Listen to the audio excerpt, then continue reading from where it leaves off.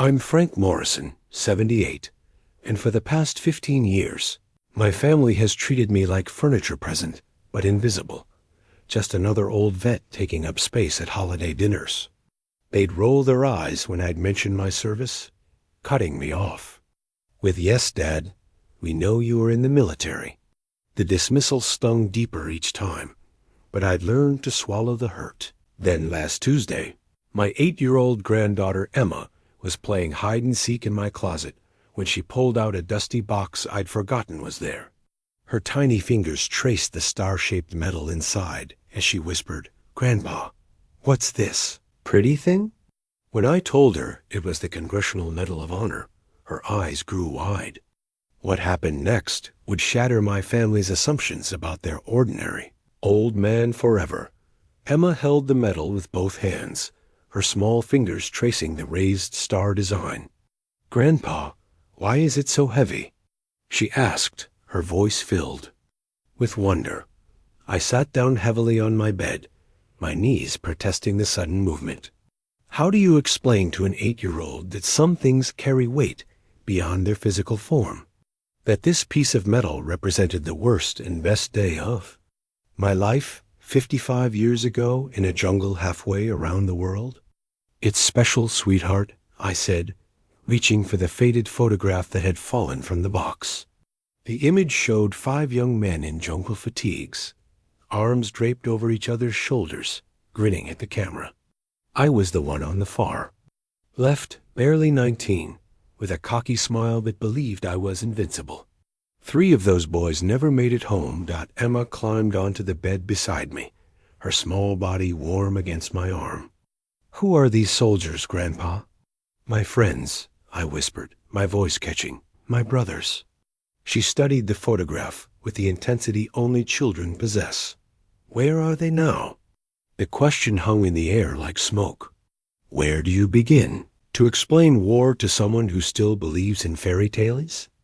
How do you tell her that Tommy Martinez, the boy with the gap-toothed grin, died in my arms while I tried to stop the bleeding? That Johnny Chun, who wrote letters to his mother every single day, never got to read her last one?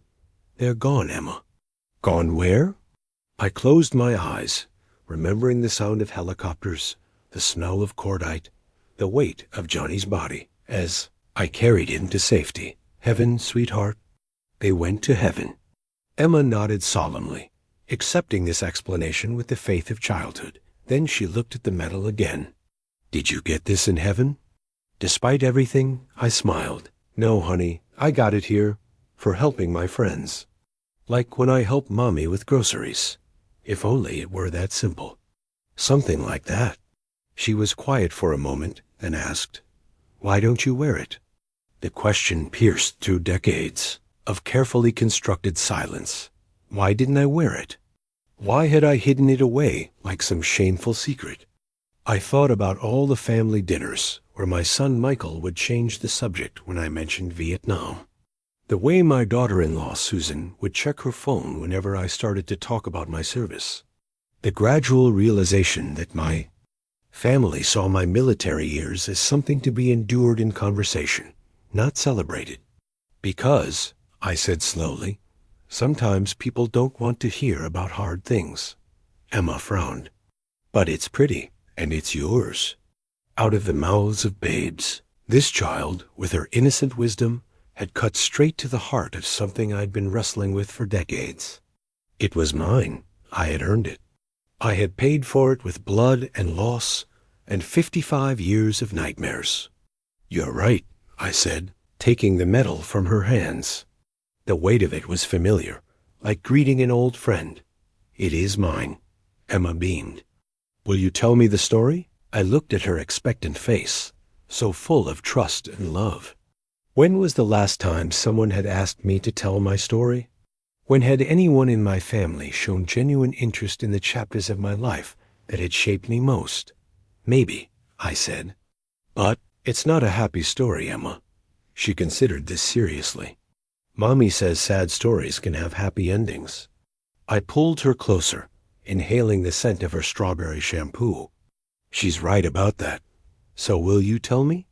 I thought about the Annual family barbecue coming up this weekend. The same routine where I'd sit at the end of the table, politely ignored while Michael and Susan discussed their latest vacation plans or Emma's school activities. The same dismissive glances when I'd try to contribute to conversations about sacrifice or service. The same feeling of being a relic, a remnant of a war nobody wanted to remember.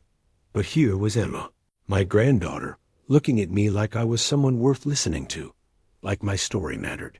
Yes, I said finally. I'll tell you, the annual Morrison family barbecue had become a ritual I endured rather than enjoyed. Every third Saturday in June, the whole clan would descend on Michael and Susan's backyard, my son, his wife Emma, and usually a handful of their friends who treated me with the polite indifference reserved for aging relatives. I sat in my usual spot at the far end of the picnic table, watching Michael flip burgers while Susan fussed over the potato salad. Emma bounced between the adults, full of energy and stories from her last week of school. The conversation flowed around me like water around a stone discussions of summer vacation plans. Susan's promotion at the marketing firm, Michael's latest project at the engineering company. Dad, you want another beer? Michael called out, already reaching into the cooler. I'm fine, thanks. I raised my half-empty bottle, knowing he'd already forgotten the question. That's when Emma chose to make her announcement. Guess what, everyone? She said, climbing onto the bench beside me. Grandpa has a really important medal. The conversation didn't stop so much as deflate. Michael paused with the spatula halfway to the grill. Susan looked up from arranging napkins, her expression already sliding toward that familiar look of patient tolerance. That's nice, honey, Susan said in the voice adults use when they're not really listening. What kind of medal? Emma's eyes lit up. It's called the Congressional Medal of Honor, and it's really heavy and pretty. And Grandpa got it for helping his friends in the war. The silence that followed was deafening. Michael set down the spatula and turned toward us, his face a mixture of confusion and something that might have been embarrassment. Susan's mouth opened slightly, then closed again. Their friend Dave, who'd been nursing a beer and complaining about his golf game, suddenly found the condensation on his bottle fascinating. Emma, Susan said carefully, are you sure about that? I saw it. It's in a box in Grandpa's closet, and it has a star on it, and there's papers with it too. Michael wiped his hands on his apron and walked over to where we sat. Dad, is this true? I felt the weight of their stares, the shift in the atmosphere from casual dismissal to something sharper.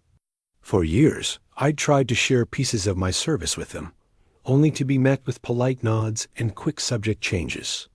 Now, faced with their sudden attention, I found myself wanting to retreat back into the comfortable obscurity they created for me.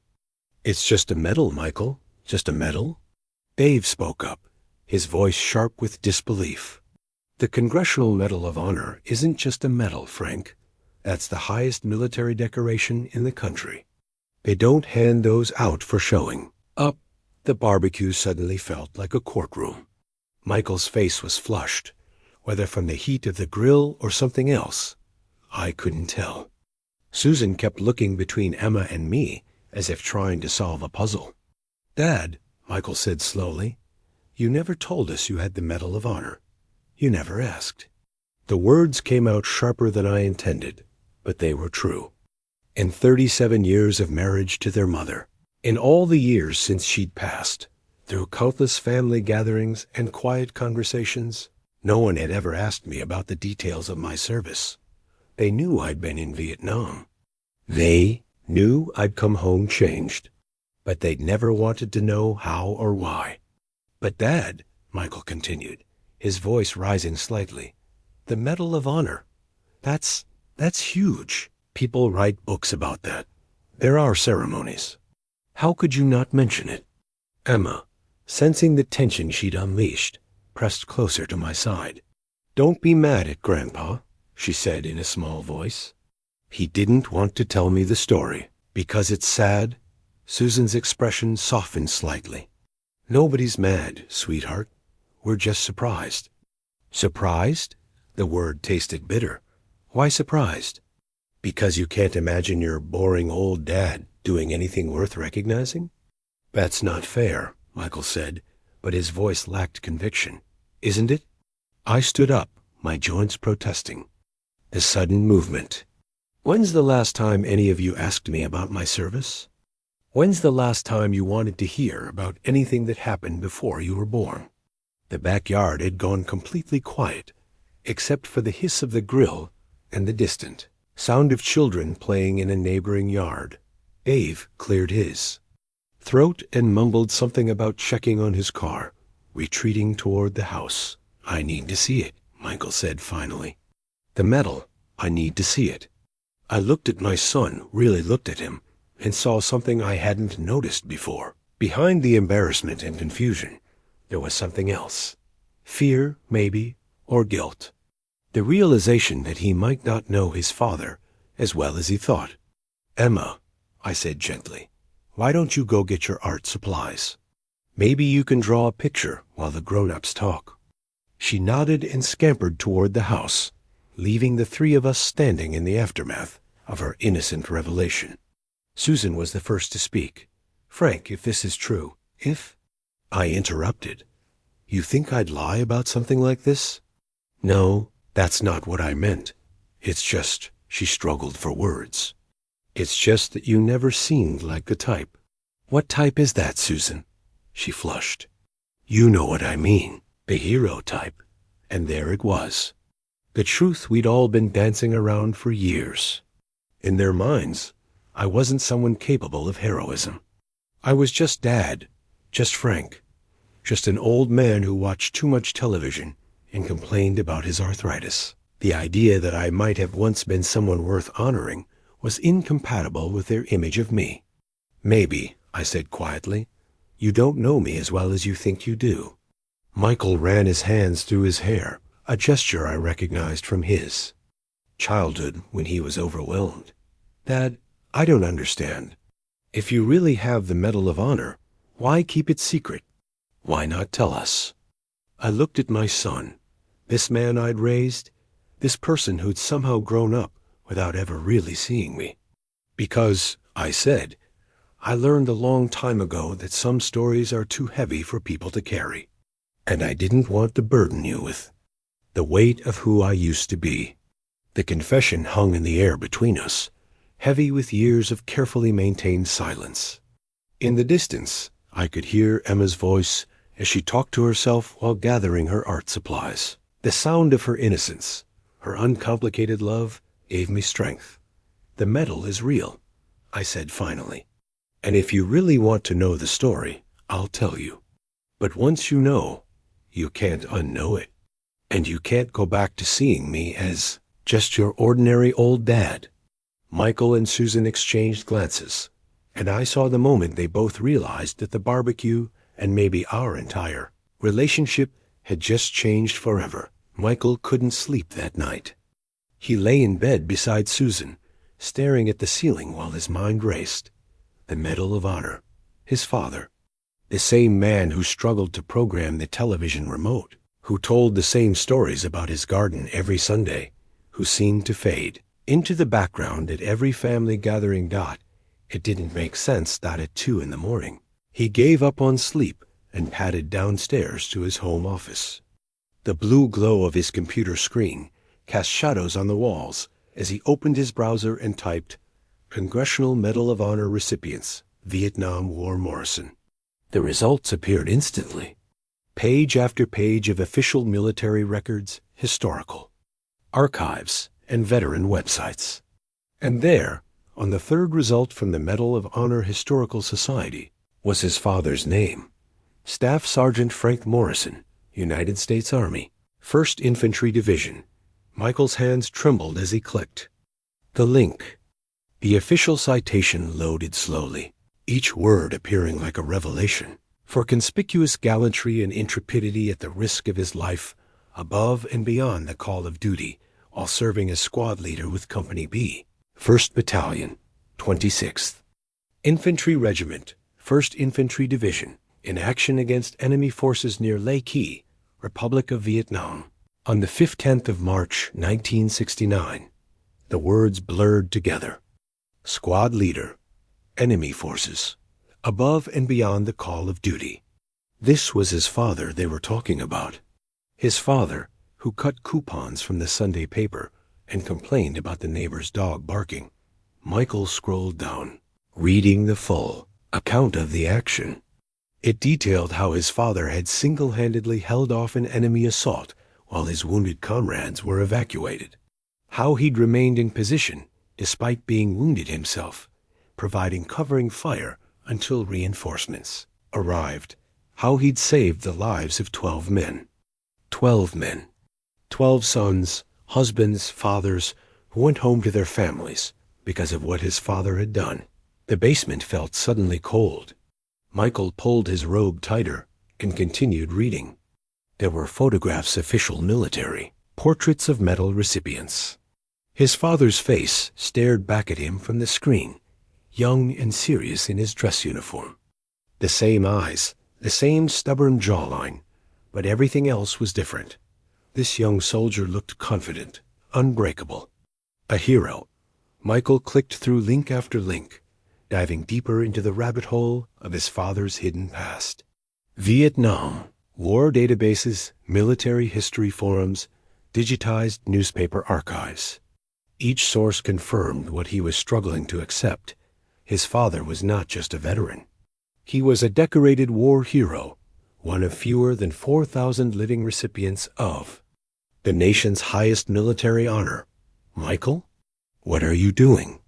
He spun around to find Susan standing in the doorway, her hair messy with sleep, squinting in the light of the computer screen. I couldn't sleep, he said, his voice rough. I had to look it up.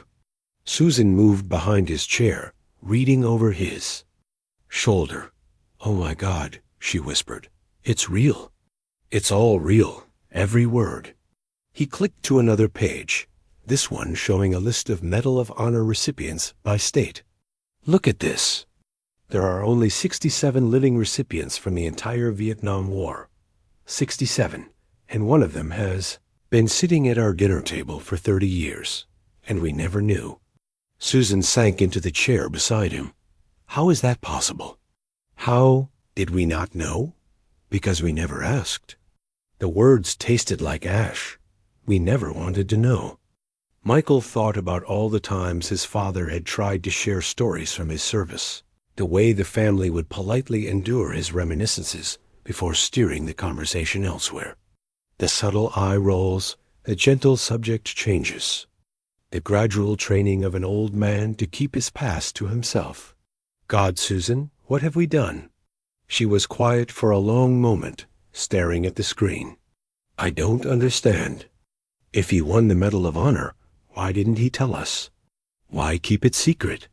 Michael scrolled through more pages, looking for answers he wasn't sure he wanted to find.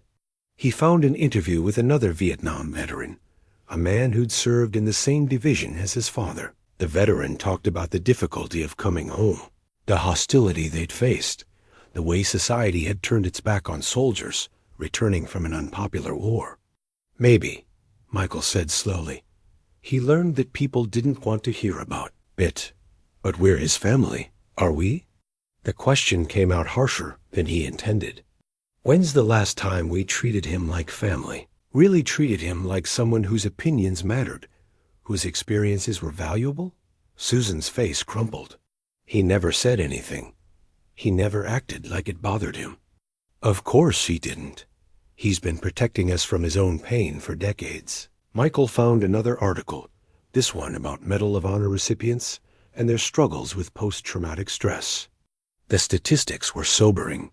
Many recipients suffered from survivor's guilt, depression, and the burden of being labeled heroes when they felt like anything but. Look at this, he said, pointing to a paragraph about the isolation many veterans experienced. It says here that many recipients downplay their service because they don't want to be seen as different, or because they carry guilt about surviving when others didn't. Susan leaned closer, reading. Survivor's guilt. Do you think, I think, Dad has been carrying this alone for 55 years. The weight of that realization settled on them both. Michael thought about his childhood, the way his father had always been present, but somehow distant. The nightmares that had occasionally woken the household when Michael was young. The way his father would sometimes stare off into space, lost in memories no one else could see. "We failed him," Susan said quietly. "We failed him completely." Michael closed the browser, unable to look at any more evidence of his father's hidden heroism. The house felt different now, charged with the knowledge that they'd been living alongside. Greatness without recognizing it. What do we do now? Susan asked. Michael stood up, suddenly needing to move, to do something with the restless energy that was coursing through him. "We start by apologizing, and then we listen. Really listen. Do you think he'll forgive us?" "I don't know, but I know we don't deserve it." They sat in silence for a moment, the magnitude of their ignorance settling around them like a heavy blanket. Upstairs, Emma was sleeping peacefully, unaware that her innocent discovery had shattered her family's understanding of themselves. "Emma knew," Susan said suddenly. "She saw what we couldn't see. Kids see things differently. They don't have all our preconceptions." She looked at him and saw someone worth listening to. Michael nodded.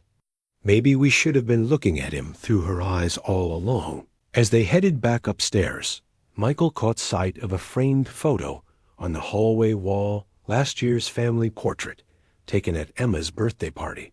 His father stood slightly apart from the group, his smile polite but distant, as if he was already accustomed to being on the periphery of his own family's life.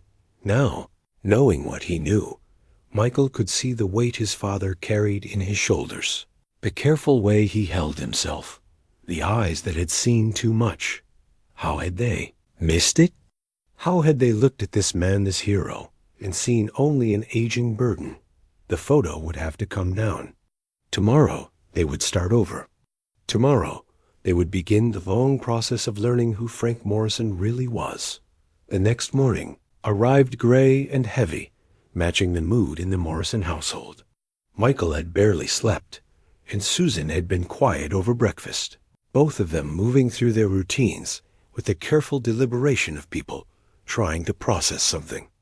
Too large for their understanding, Emma seemed to sense the tension. She sat at the kitchen table, drawing pictures of medals with her crayons, humming softly to herself. Occasionally, she would look up at her parents with curious eyes, as if trying to understand why the adults were acting so strangely. "I think we should go see him," Michael said finally, pushing his barely touched coffee away. Susan nodded. "We need to talk to him." "Really talk to him? Can we go see Grandpa?" Emma asked, looking up from her drawing. "I want to show him my picture." "Yes, sweetheart. We're going to visit Grandpa." The drive to my house felt longer than usual. Michael gripped the steering wheel tighter than necessary, rehearsing conversations in his head that he knew would be inadequate. How do you apologize for decades of indifference? How do you explain that you've been blind to the heroism sitting at your own dinner table? They found me in my garden, pulling weeds from around the tomato plants. I looked up as they approached, and Michael saw something different in my expression, a wariness that hadn't been there before yesterday's revelation. "Didn't expect to see you folks today," I said, straightening up slowly. "Everything all right?" "Dad, we need to talk," Michael said. "About yesterday. About the medal." I nodded, as if I'd been expecting this. "Emma, why don't you go inside and get yourself a juice box? The grown-ups need to have a conversation. But I want to show you my picture." "In a minute, sweetheart. I promise." Emma reluctantly headed toward the house, her drawing clutched in her small hands. When she was inside, Michael turned to face me fully. "Dad, I looked it up online, the Medal of Honor citation." I pulled off my gardening gloves slowly, buying time. "Did you know?" "Why didn't you tell us?" "Tell you what?" "Don't do that, Dad. Don't pretend this isn't important. You saved 12 men. You held off an enemy assault while wounded. You're a hero. The word hung in the air like an accusation. I sat down heavily on the porch steps, suddenly looking every one of my 78 years. You want to know what happened that day? I asked. You really want to know? Michael and Susan exchanged glances. Yes, Michael said. We want to know. I was quiet for a long moment, staring at my hands. When I finally spoke, my voice was distant, as if I was reading from a script. March 15th, 1969. We were on patrol near Lai Key, supposed to be a routine reconnaissance. My squad was 12 men, most of them barely old enough to shave. Tommy Martinez, 19 years old, carried pictures of his girlfriend in his helmet. Johnny Chun wrote letters to his mother every single day. Billy Henderson from Alabama, sweet kid who'd never been more than 50 miles from his hometown. I stopped, swallowing hard. We walked into an ambush. 50, maybe 60 enemy soldiers. We were outnumbered 5-1, caught in a crossfire with nowhere to go. Susan leaned forward. What happened? What happened was that boys started dying. Tommy took a round in the chest, went down screaming for his mother. Johnny got hit in the leg, couldn't walk. Billy, I stopped, unable to continue. Dad, Michael said softly. Billy was 18 years old. Had a sister back home he was putting through college. He took shrapnel to the head, died instantly. Just like that, gone. I stood up, pacing now, the memories flooding back with a clarity that surprised me. I wasn't thinking about being a hero. I was thinking about getting my boys out of there. When you're in charge of a squad, those men are your responsibility. Their lives, their deaths, their families back home. It all rests on your shoulders. So what did you do? I did what any squad leader would do. I found cover and started shooting. Back, told the wounded to stay down, called for support on the radio, but the enemy fire was too intense. Every time one of my boys tried to move, they got pinned down again. I could see it all so clearly, the muzzle flashes in the jungle, the smell of cordite and blood, the sound of bullets whining overhead. The evacuation helicopters couldn't get through. Too much ground fire. My boys were dying, and I couldn't get them out. So you stayed, Susan said quietly. I stayed, set up a defensive position with my M16 and about 200 rounds of ammunition. Told the boys to start moving toward the landing zone, one at a time, while I provided covering fire. Michael was staring at me with an expression I'd never seen before, a mixture of awe and horror. How long did you hold them off? 43 minutes? I know because I counted every second. 43 minutes of continuous enemy fire. Wow. My boys crawled and carried each other to safety. And you were wounded? I lifted my shirt, showing them the puckered scar on my shoulder that I'd carried for 55 years. Took a round about 20 minutes in. Another one grazed my leg, but I kept firing. Had to keep firing, or my boys would die. All of them got out? All of them. Tommy Martinez lived, though he spent 8 months in the hospital. Johnny Chun made it home to his mother. Made it home to write her more letters. 8 others, wounded but alive. They all made it home because I stayed. Susan was crying now, tears streaming down her face. Frank, I'm so sorry. I'm so sorry we never knew.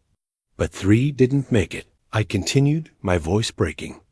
Billy Henderson, Mike Kowalski, and David Park, they died in that jungle because their squad leader couldn't protect them. Because I failed them. You didn't fail them, Michael said firmly. You saved 8 lives. Did I? Because for 55 years, I've been asking myself if I could have done more. If I could have moved faster, shot straighter, made better decisions. If those 3 boys might still be alive, if I'd been a better leader. I sat back down, exhausted by the weight of the memories. That's what the medal represents. Not heroism. Failure. The failure to bring everyone home. The silence stretched between us, heavy with decades of unspoken pain. Finally, Emma burst through the front door, her drawing in her hands. "Grandpa, look what I made." She held up her picture, a child's rendering of a medal, colored in bright crayons, with the words "My Hero Grandpa" written in shaky letters across the bottom. "It's beautiful, Emma," I said, taking the drawing from her hands. "Just beautiful." She beamed up at me. "Daddy, why are you crying?" Michael wiped his eyes, struggling to find words. "Because Grandpa just told us a very important story. A story about being brave and helping his friends." Emma nodded solemnly. I knew Grandpa was brave. I could tell. She climbed onto my lap, settling against my chest with the easy trust of childhood. "Will you tell me more stories, Grandpa?" I looked at Michael and Susan, seeing understanding in their eyes for the first time in decades. "Yes, sweetheart. I'll tell you more stories." But as I held my granddaughter and looked at the crude drawing of a medal, I wondered if I was finally ready to tell the whole truth, not just about the day I earned the medal, but about the 55 years of carrying its weight alone. Later that afternoon, after Michael and Susan had returned home with promises to visit again soon, I found myself alone in my bedroom, staring at the dusty box Emma had discovered. The Congressional Medal sat in its case, but it wasn't the only decoration hidden away. Beneath the velvet lining lay my Purple Heart, my Bronze Star, my Combat Infantryman Badge, a collection of metal and ribbon that represented the worst year of my life. I picked up the Purple Heart, feeling its familiar weight. This one had been easier to hide from my family. Nobody asks to see the medal you get for bleeding. The shame wasn't about the medals themselves. It was about what they represented, about surviving when better men didn't. About being called hero when I felt like a fraud. About accepting praise for what felt like the worst failure of my life. I thought about Billy Henderson, barely 18, who joined the Army to help pay for his sister's college education. His last words were calling for his mother, and I couldn't do anything but watch him die. How was that heroic? How was failing to save a boy who trusted me with his life something worth celebrating? The knock on my door interrupted my thoughts. "Come in." Emma peeked around the doorframe. "Grandpa? Are you okay?" I quickly closed the box, but she'd already seen the medals. "I'm fine, sweetheart. Shouldn't you be at home? Daddy said I could stay with you tonight. He said you might need company." She climbed onto the bed beside me, her small presence both comforting and heartbreaking. "Emma, can I ask you something?" "Sure, Grandpa." "Do you think someone can be a hero and still feel bad about things they did?" She considered this with the seriousness only children can bring to philosophical questions. "Like when I helped Lucy at school when she was crying, but I still felt bad because I couldn't make her stop being sad. Something like that. I think," Emma said slowly, "that sometimes being a hero means feeling bad because you care about people. If you didn't care, you wouldn't feel bad." The simplicity of her wisdom hit me like a physical blow. This 8-year-old child had just articulated something I'd been struggling with for decades. "You're very smart, Emma. I know." She grinned, then grew serious again. "Grandpa, why did you hide your medals?" I looked at her innocent face, free from the complications of adult judgment, and found myself telling her the truth. Because I was ashamed. Ashamed of being a hero? Ashamed of being called a hero when I didn't save everyone. Emma was quiet for a moment, processing this. Then she said, "But if you saved some people, isn't that good?" "Yes, but, and if you didn't save anyone, that would be worse, right?" "Well, yes, but, so saving some people is better than saving no people." I stared at her, amazed by her logical clarity. "You're right. I know." She smiled again. "Grandpa, can I see the Purple Heart?" I hesitated, then opened the box again. The Purple Heart sat in its case, the profile of George Washington etched in gold against the purple fabric. "This one is for getting hurt while helping your friends?" "Yes." "Does it still hurt?" Sometimes. I touched my shoulder where the scar was hidden beneath my shirt, but not as much as it used to. Emma reached out and gently touched the medal. I think it's beautiful too. You do? It means you were brave even when you were scared. That's the bravest kind of brave. I had to look away for a moment, overwhelmed by the acceptance in her voice. When was the last time someone had looked at my service and seen something beautiful rather than burdensome? Emma, do you want to know a secret? Yes. I've been carrying these medals around for 55 years, and you're the first person who's ever said they were beautiful. Her eyes widened. Really, really, most people, when they find out about the medals, they either don't believe it or they act like it makes me different somehow. Special. But I don't feel special. I feel like I failed. But you didn't fail. You saved your friends. Not all of them. Emma was quiet for a long moment. Then she said, Grandpa, when I was littler than I am now, I had a fish named Goldie. One day, Goldie got sick, and I tried really hard to make him better. I fed him special food and cleaned his bowl every day and sang to him, but he died anyway. I'm sorry, sweetheart. I cried a lot. And Mommy said I was a good fish mommy because I tried so hard to help Goldie, even though I couldn't save him. She said that's what love looks like, trying your best even when you can't fix everything. I felt tears start to well in my eyes. That's exactly what love looks like. So maybe you were a good soldier, Daddy, because you tried so hard to save your friends, even though you couldn't save all of them.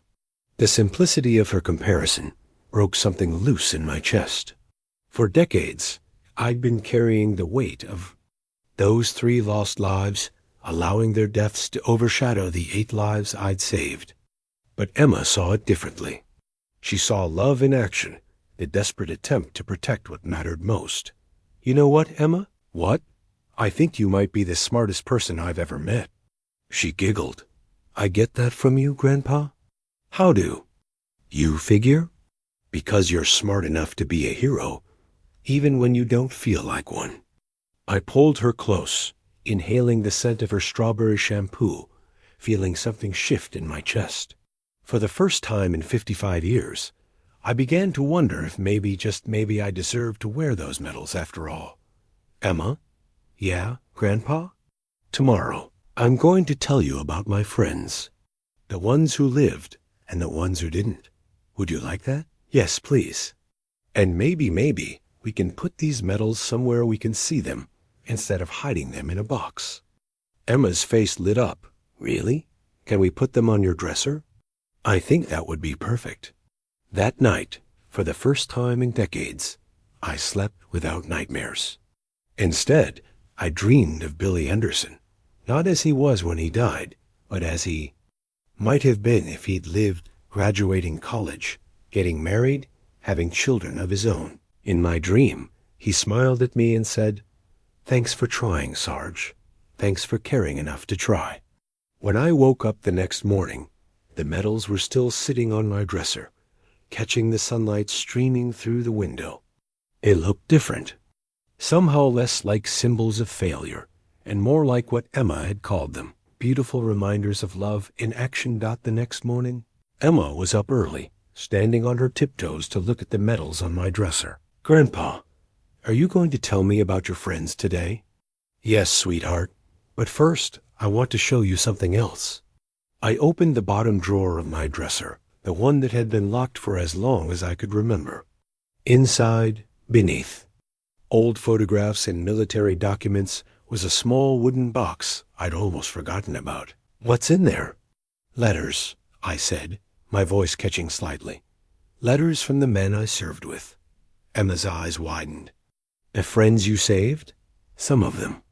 I'd never opened these letters in front of anyone. They'd arrived over the years, some right after the war, others decades later. I'd read each one alone, in the privacy of my grief and guilt, then put them away where they couldn't hurt me anymore. But Emma was different. Emma saw beauty where I saw failure. Maybe she could help me see these letters differently too. I opened the box and pulled out the first envelope. The paper was yellowed with age, the handwriting careful and precise. "This one's from Tommy Martinez. Remember, I told you about him? The one who got hurt but lived?" "That's right." I unfolded the letter, my hands trembling slightly. He wrote this about a month after he got home from the hospital. Emma climbed onto my lap, settling against my chest. "Will you read it to me?" I cleared my throat and began. "Dear Sarge, I don't know if you'll ever read this, but I had to write it. The docs say I'm going to be fine. The chest wound is healing up good, and I should be back to normal in a few months. But I wanted you to know that I'm not the same person who left that jungle. I'm better." I paused, surprised by the emotion. In my own voice, "What does that mean, Grandpa?" "Let me keep reading, sweetheart. I keep thinking about that day, about what you did for us. 43 minutes, the brass told us later. 43 minutes you held that position while we got out. My mama asked me to describe a hero to her, and I told her about you. About how you never hesitated, never thought about your own safety. About how you carried Johnny Chun to the evacuation point, even though you were bleeding from your own wounds." Emma was quiet, listening intently. "I'm getting married next month, Sarge, to Maria, the girl whose picture I carried in my helmet. She wants to meet you someday, wants to thank you for making sure I came home to her. We're going to have kids, and I'm going to tell them about you, about the man who saved their daddy's life." I had to stop reading for a moment. Tommy Martinez had children now. Grandchildren, probably. A whole family tree that existed because of what happened in that jungle. "That's beautiful, Grandpa." "There's more." I continued reading. "I know you're probably carrying this heavy. I know you're thinking about Billy and Mike and David. I think about them too. But I want you to know something. They wouldn't want you to carry this alone. They'd want you to be proud of what you did. Because of you, 8 families got their sons back. 8 mothers got to hug their boys again. 8 futures got to happen. That's not failure, Sarge. That's everything." My voice broke completely. Emma reached up and touched my cheek, where a tear had escaped. "Don't cry, Grandpa. It's a happy letter." "You're right. It is a happy letter." I folded Tommy's letter carefully and reached for another. This one's from Johnny Chun. He wrote it 10 years later. "Dear Staff Sergeant Morrison," I read aloud. "You probably don't remember me, but I was the soldier with the leg wound that you carried to the helicopter. I've been meaning to write this letter for 10 years, but I could never find the right words." Emma snuggled closer as I continued. "I graduated from college last month engineering, like I always dreamed. I have a good job now, and I'm married to a wonderful woman named Linda. We're expecting our first child in the spring. My mother, who I used to write to every day in Vietnam, is going to be a grandmother because you made sure her son came home." I paused, overwhelmed by the weight of the words. "But that's not why I'm writing. I'm writing because I need you to. Know that what you did changed more than just our lives. It changed our families, our communities, our futures. My child will grow up knowing that heroes are real because their grandfather was saved by one." Emma looked up at me. "He has a baby now?" "This letter is from 1979, sweetheart. That baby would be grown up now, maybe with children of their own."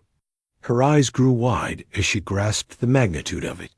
"So there are lots and lots of people because you saved Johnny?" "I suppose there are." I reached for a third letter, this one more recent.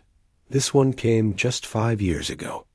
"Dear Mr. Morrison, you don't know me, but my grandfather was Tommy Martinez. He passed away last year, but before he died, he made me promise to find you and tell you something." Emma sat up straighter. "Tommy had a grandson?" "Apparently so." I continued reading. "My grandfather talked about you my whole life. He named my father after you, Frank Martinez. And my father named me after you too. I'm Frank Martinez Jr., 3 generations of Franks. Because my great-grandfather couldn't stop talking about the man who saved his life. I had to pause again, the emotion overwhelming me. My grandfather never forgot that day in Vietnam. But he also never forgot what you taught him about courage, about sacrifice, about what it means to put others before yourself. He passed those lessons down to my father, and my father passed them down to me. I'm a firefighter now, and every time I run into a burning building, I think about you, about the example you set. Emma was quiet for a long moment. Then she said, "Grandpa, do you see what this means?" "What does it mean, sweetheart?" "It means you didn't just save 8 people. You saved all the people they saved, and all the people their children saved, and all the people their grandchildren will save. It's like ripples in a pond." The simplicity of her observation hit me like a lightning bolt. Ripples in a pond. Each life I'd saved had gone on to create more life, more love, more good in the world. Tommy Martinez had become a father and grandfather. Johnny Chun had become an engineer, contributing to society in ways I'd never imagined. And somewhere out there were firefighters and teachers and doctors and parents who existed because of what happened in that jungle 55 years ago. Emma, you're absolutely right. I opened another letter, this one from a name I didn't recognize. "Dear Mr. Morrison, my name is Sarah Chun Johnson. I'm Johnny Chun's daughter. My father passed away 3 years ago, but before he died, he told me about you, about the day you saved his life and gave him the chance to become my father." Emma listened intently as I read. "I'm a doctor now, working in pediatric oncology. Every child I help, every family I support through their darkest moments, it all traces back to you, to your courage in that jungle. My father used to say that heroism isn't just about the moment of action. It's about all the moments that follow, all the good that ripples out from that one act of courage." I set the letter down, overwhelmed by the weight of understanding. "Emma, I never knew. I never realized." "What didn't you realize?" "That saving those 8 men wasn't the end of the story. It was the beginning." Emma climbed down from my lap and walked over to the dresser where the medals sat in the morning sunlight. "Grandpa, I think these medals aren't just for what you did that day. They're for all the days that came after, too." I joined her at the dresser, looking at the Congressional Medal of Honor with new eyes. "You might be right." "I know I'm right." She grinned up at me. "And now you know, too." For the first time in 55 years, I picked up the medal without feeling the weight of failure. Instead, I felt the weight of legacy of lives saved and lives created, of ripples spreading outward through time, touching people I'd never meet in ways I'd never imagined. "Thank you, Emma," I whispered. "For what?" "For helping me see what I couldn't see by myself." She hugged my legs tightly. "That's what granddaughters are for, Grandpa." As I held the medal up to the light, watching it catch the sun, I finally understood. What Tommy Martinez had written all those years ago. This wasn't failure. This was everything. That afternoon, Michael and Susan returned, their faces heavy with the kind of exhaustion that comes from a sleepless night spent confronting uncomfortable truths. They found Emma and me in the living room, the letters spread out on the coffee table like pieces of a puzzle, finally coming together. "Dad," Michael said, his voice rough, "we need to talk." Emma looked up from the letter she'd been examining, one with a child's drawing attached, sent by one of Johnny Chun's grandchildren. "Daddy, look at all the letters Grandpa got from his friends." Michael's eyes widened as he took in the collection of correspondence spanning decades. "Dad, what is all this?" "Letters from the men I served with, from their families." Emma helped me read through them this morning. Susan sat down beside me, picking up one of the letters with trembling hands. "Frank, I had no idea. All these years, and I had no idea. How could you have known? I never told you they existed." Michael remained, standing, his hands clenched at his sides. "Dad, I owe you an apology. A massive, inadequate apology. Michael, no, let me say this, please. He began pacing, the words tumbling out like they'd been bottled up for hours. I looked at those citations again last night. I read every word, every detail. Do you know what the survival rate was for that kind of engagement? Do you know how many men would have died if you hadn't done what you did? I started to respond, but he held up his hand. And then I thought about all the times you tried to share your experiences with us. All the times you'd start to tell a story about your service, and we'd change the subject or make excuses to leave the room. We treated your sacrifice like it was an inconvenience. Susan was crying now, clutching one of Tommy Martinez's letters. Frank, I read this one 3 times last night. This man credits you with giving him his entire life. His marriage, his children, his career, everything he became was possible because of you. But we made you feel like your service didn't matter, Michael continued, his voice breaking. We made you feel like your pain wasn't worth hearing, like your experiences weren't valuable. We turned a Medal of Honor recipient into someone who felt he had to hide his heroism. Emma looked confused by the adult's distress. Why are you sad? The letters are happy. We're sad, Susan explained gently, because we weren't very nice to Grandpa before we knew about his medals. But you're being nice now. Yes, sweetheart. But we should have been nice all along. Michael knelt down in front of my chair, his eyes red with unshed tears. Dad, I don't know how to fix 30 years of taking you for granted. I don't know how to make up for treating the bravest man I know like he was just a burden to be managed. I reached out and touched his shoulder. Michael, you don't need to. Yes, I do. I need to say this. He took a shaky breath. I grew up thinking you were just my dad. Just this quiet man who went to work and came home and never made a big deal about anything. I never saw the courage it took for you to live with what you'd experienced. I never understood that your silence wasn't indifference. It was protection. You were protecting us from the weight of what you'd carried. Susan moved closer, taking my hand. I'm ashamed of myself, Frank. I'm ashamed of how I treated you, how I dismissed your stories, how I made you feel like your past was something to be embarrassed about. You didn't know, but I should have cared enough to ask. I should have seen that the man I married had depths I never bothered to explore. Emma had been listening to this exchange with the serious attention she gave to important adult conversations. Now she climbed onto my lap and addressed her parents directly. Mommy, Daddy, Grandpa forgives you. How do you know that, sweetheart? Michael asked. Because he loves you. And people who love each other forgive each other when they say sorry. I looked at this remarkable child, this 8-year-old philosopher who had somehow become the catalyst for my family's transformation. Emma's right. Of course I forgive you. But Dad, Michael protested, we don't deserve it. We failed you completely. Michael, look around this room. Look at these letters, these stories. Do you think this happened because I was perfect? Do you think I saved those men because I never made mistakes? He shook his head. I made mistakes. In Vietnam, I made mistakes as a father. I made mistakes as a father-in-law. The difference is that those young soldiers saw past my mistakes to what I was trying to do. They forgave me for not being perfect because they understood I was doing my best. I shifted Emma on my lap so I could look directly at both Michael and Susan. You're doing your best now. That's what matters.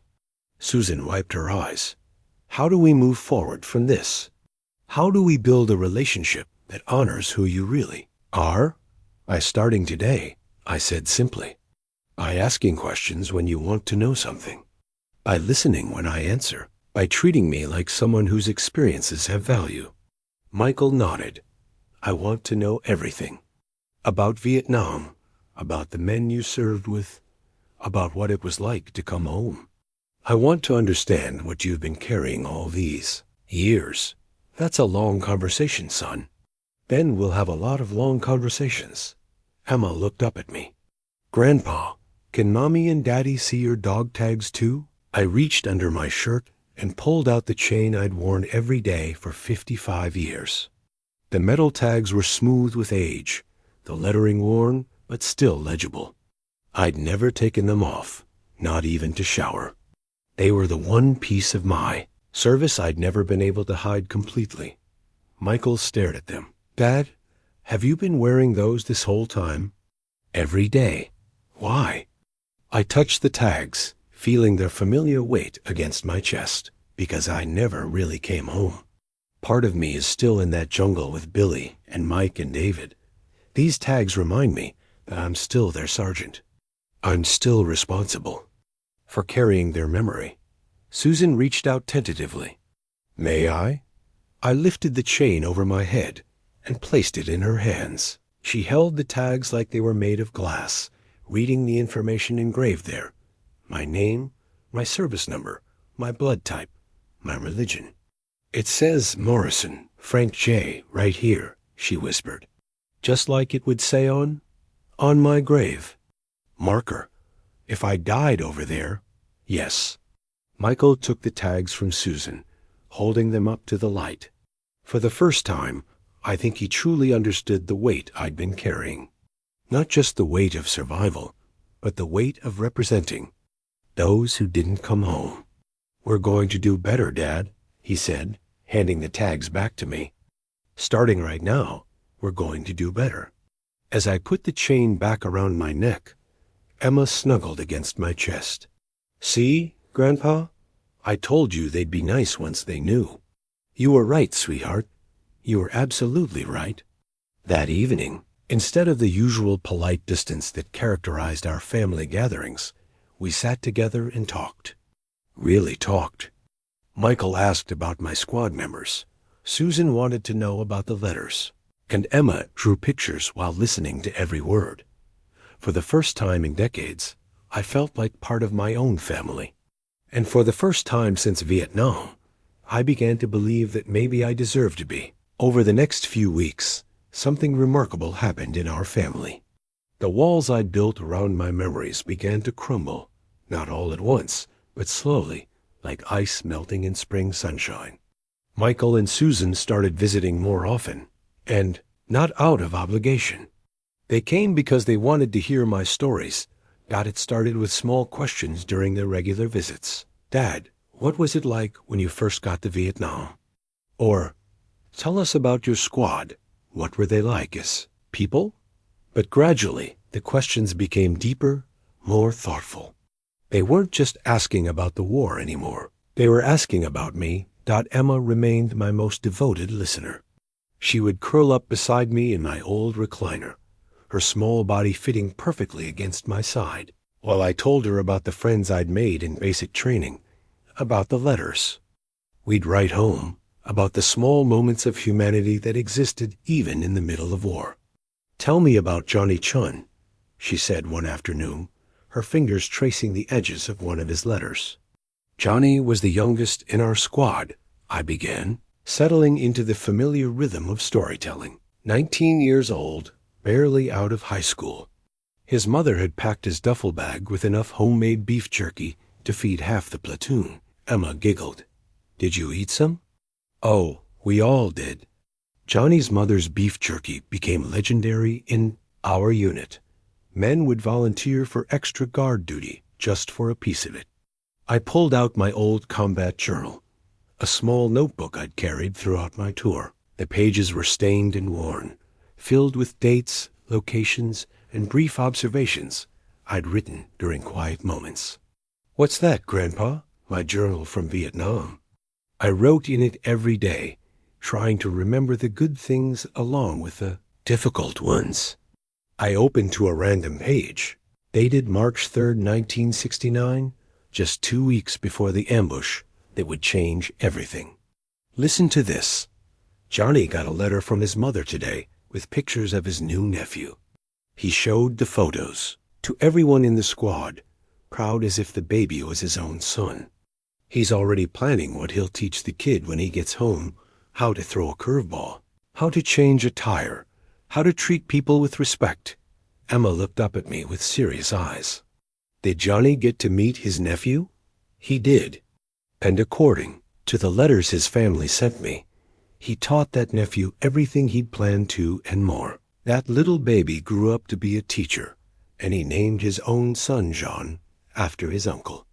Michael, who had been listening from the kitchen doorway, came and sat down across from us. Dad, can I read some of those journal entries? I hesitated for a moment, then handed him the notebook. These pages contained my most private thoughts from the war fears, hopes, observations about my men, worries about home. I'd never shared them with anyone. Michael opened to the beginning, reading. Silently. After a few minutes, he looked up with wonder in his eyes. Dad, this is incredible.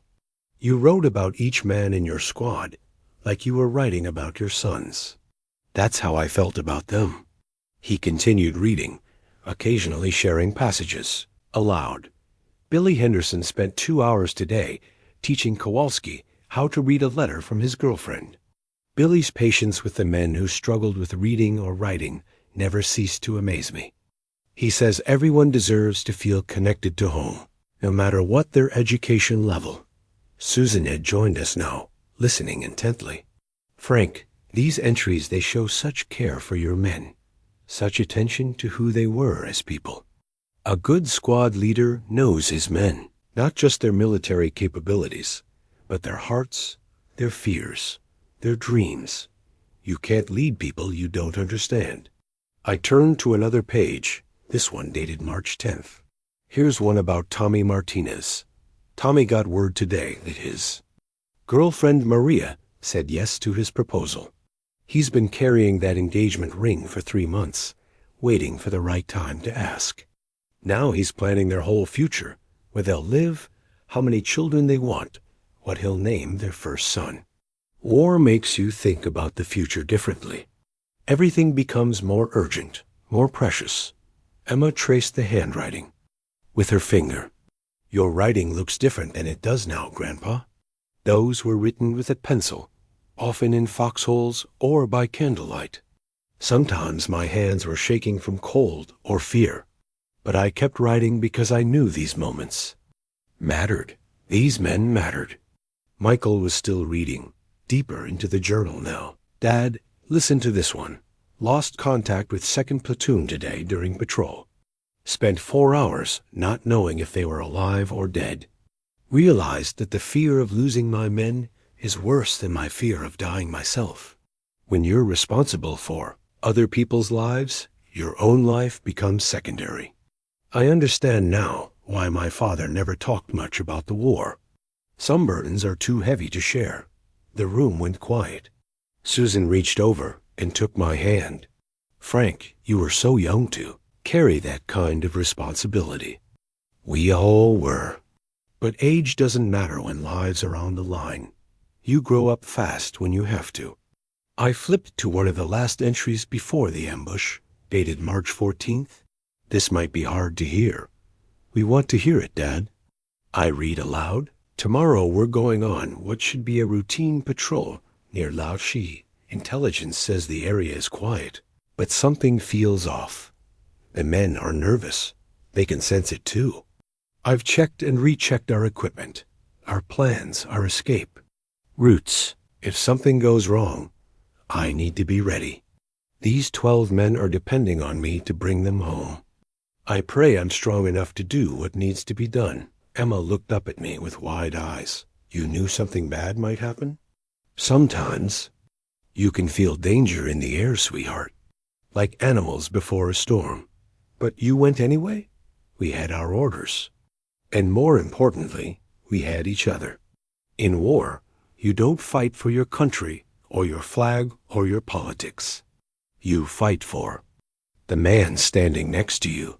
You fight to make sure he gets to go home to his family. Michael set the journal down carefully. Dad, this changes everything I thought I knew about leadership, about sacrifice, about what it means to be responsible for other people.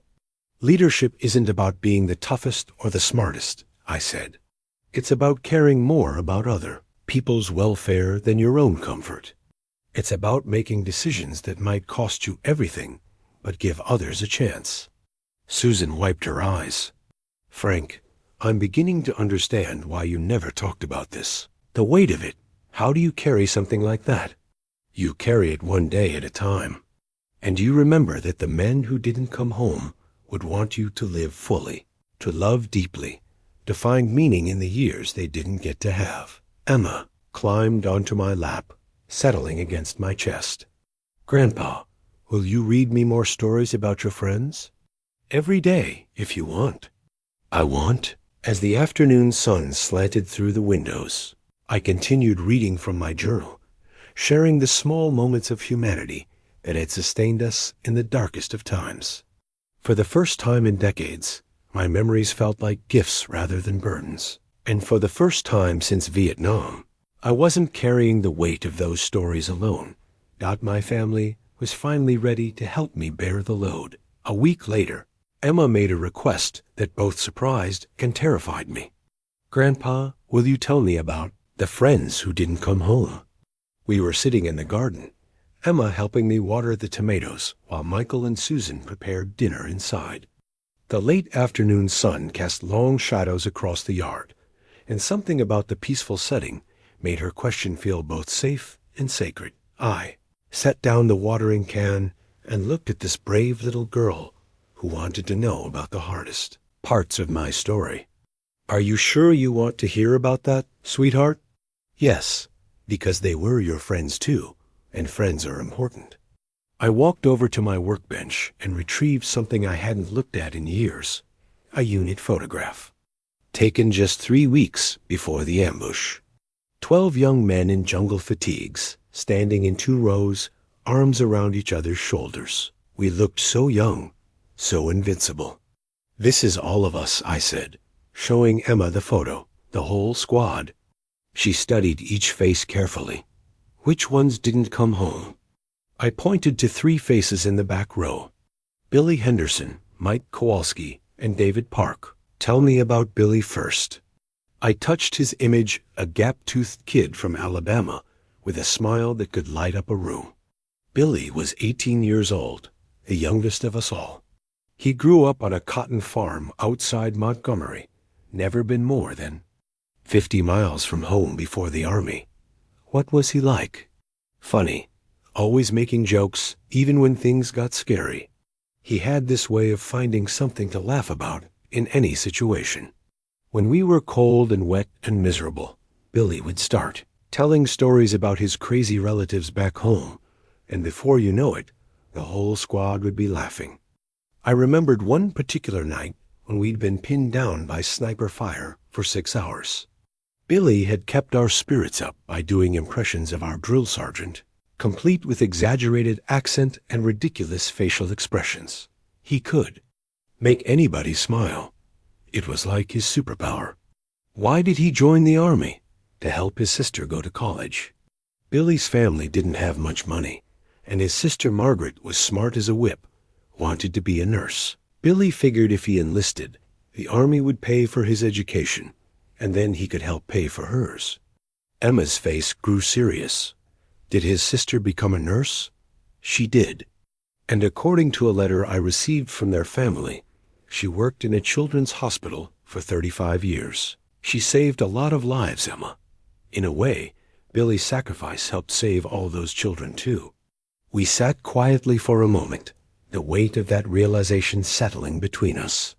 Tell me about Mike, Emma said softly. I pointed to another face in the photograph, a stocky kid with dark hair and intense eyes. Mike Kowalski was from Detroit. His father worked in the auto plants, and Mike was planning to do the same when he got home. He was tough, street smart, but he had this gentle side that surprised people. What kind of gentle side? He was always writing letters for the other guys. See, not everyone in our squad had finished high school, and some of them struggled with reading and writing. Mike would help them write letters home to their families, their girlfriends. He'd sit there for hours, patiently helping someone find the right words to tell their mother they missed her, or helping them explain to their girlfriend why they couldn't write more often. I remembered Mike hunched over a piece of paper by lamplight, carefully crafting a love letter for one of the Shire soldiers. He said everybody deserved to feel connected to home, no matter how fancy their words were. That's really nice. Mike was planning to marry his high school sweetheart when he got back. Her name was Linda. They'd been dating since they were 15, and she waited for him while he was in basic training. Emma looked up at me. What happened to Linda? She never married. According to his family, she said Mike was her one true love, and she didn't want to settle for anything less. She became a teacher instead, taught second grade for 40 years. Never had children of her own, but loved thousands of other people's children. The idea of Linda spending her life loving other people's children because she couldn't have children with Mike made my chest tight with old grief. And David? I pointed to the third fallen soldier, a quiet young man with thoughtful eyes. David Park was different from the rest of us. His family had immigrated from Korea when he was little, and he spoke 3 languages. He was planning to be a translator for the State Department after his service. He was really smart, brilliant. But what I remember most about David wasn't his intelligence. It was his kindness. David had this way of noticing when someone was homesick or scared or hurting. He'd sit with them, not saying much, just being present. Sometimes that's all a person needs, someone to sit with them in their sadness. I remembered the last conversation I'd had with David the night before the ambush. He'd been worried about one of the newer soldiers who'd been having nightmares. David had spent half the night just sitting beside the kid's bunk, making sure he wasn't alone with his fears. David carried pictures of his little brother's twins, who were 8 years old when he left for Vietnam. He was teaching them English. Before he deployed, helping them with their homework. His dream was to bring his whole family to America permanently, to help them build a better life. Did his family get to stay in America? They did. And both of those little brothers became doctors. One is a pediatrician, the other does heart surgery. David's sacrifice helped save hundreds of lives through his brother's work. Emma was quiet for a long time, processing these stories. Finally, she asked, "Grandpa, do you think about them a lot?" "Every day, sweetheart. Every single day." "Do you think they knew you loved them?" The question hit me like a physical blow. I'd been carrying guilt about those 3 deaths for 55 years. But Emma's innocent question cut straight to the heart of something deeper. "I hope so," I whispered. "I think they did. Because you remember them so well. You know their stories, and their dreams, and the people they loved. That's how you love people who are gone by remembering them." This 8-year-old child had just given me a perspective that decades of therapy and self-reflection hadn't provided. Love doesn't end with death. Love continues in memory, in story, in the way we carry people with us. "You're right, Emma. That's exactly right." She climbed onto my lap and hugged me tight. "I'll help you remember them, Grandpa, so you don't have to carry their stories all by yourself anymore." As I held my granddaughter, surrounded by the garden where life grew and flourished, I felt something shift in my understanding of loss and love. Billy and Mike and David weren't just my burden to carry. They were my legacy to share. Their stories, their dreams, their humanity deserved to be remembered not as sources of guilt, but as celebrations of lives that mattered. For the first time in 55 years, thinking about my fallen brothers brought more comfort than pain. Emma had shown me that memory could be an act of love rather than an act of penance. And maybe, just maybe, that's what they would have wanted all along. The following Sunday, Michael brought something he'd found in his attic, a yellowed newspaper.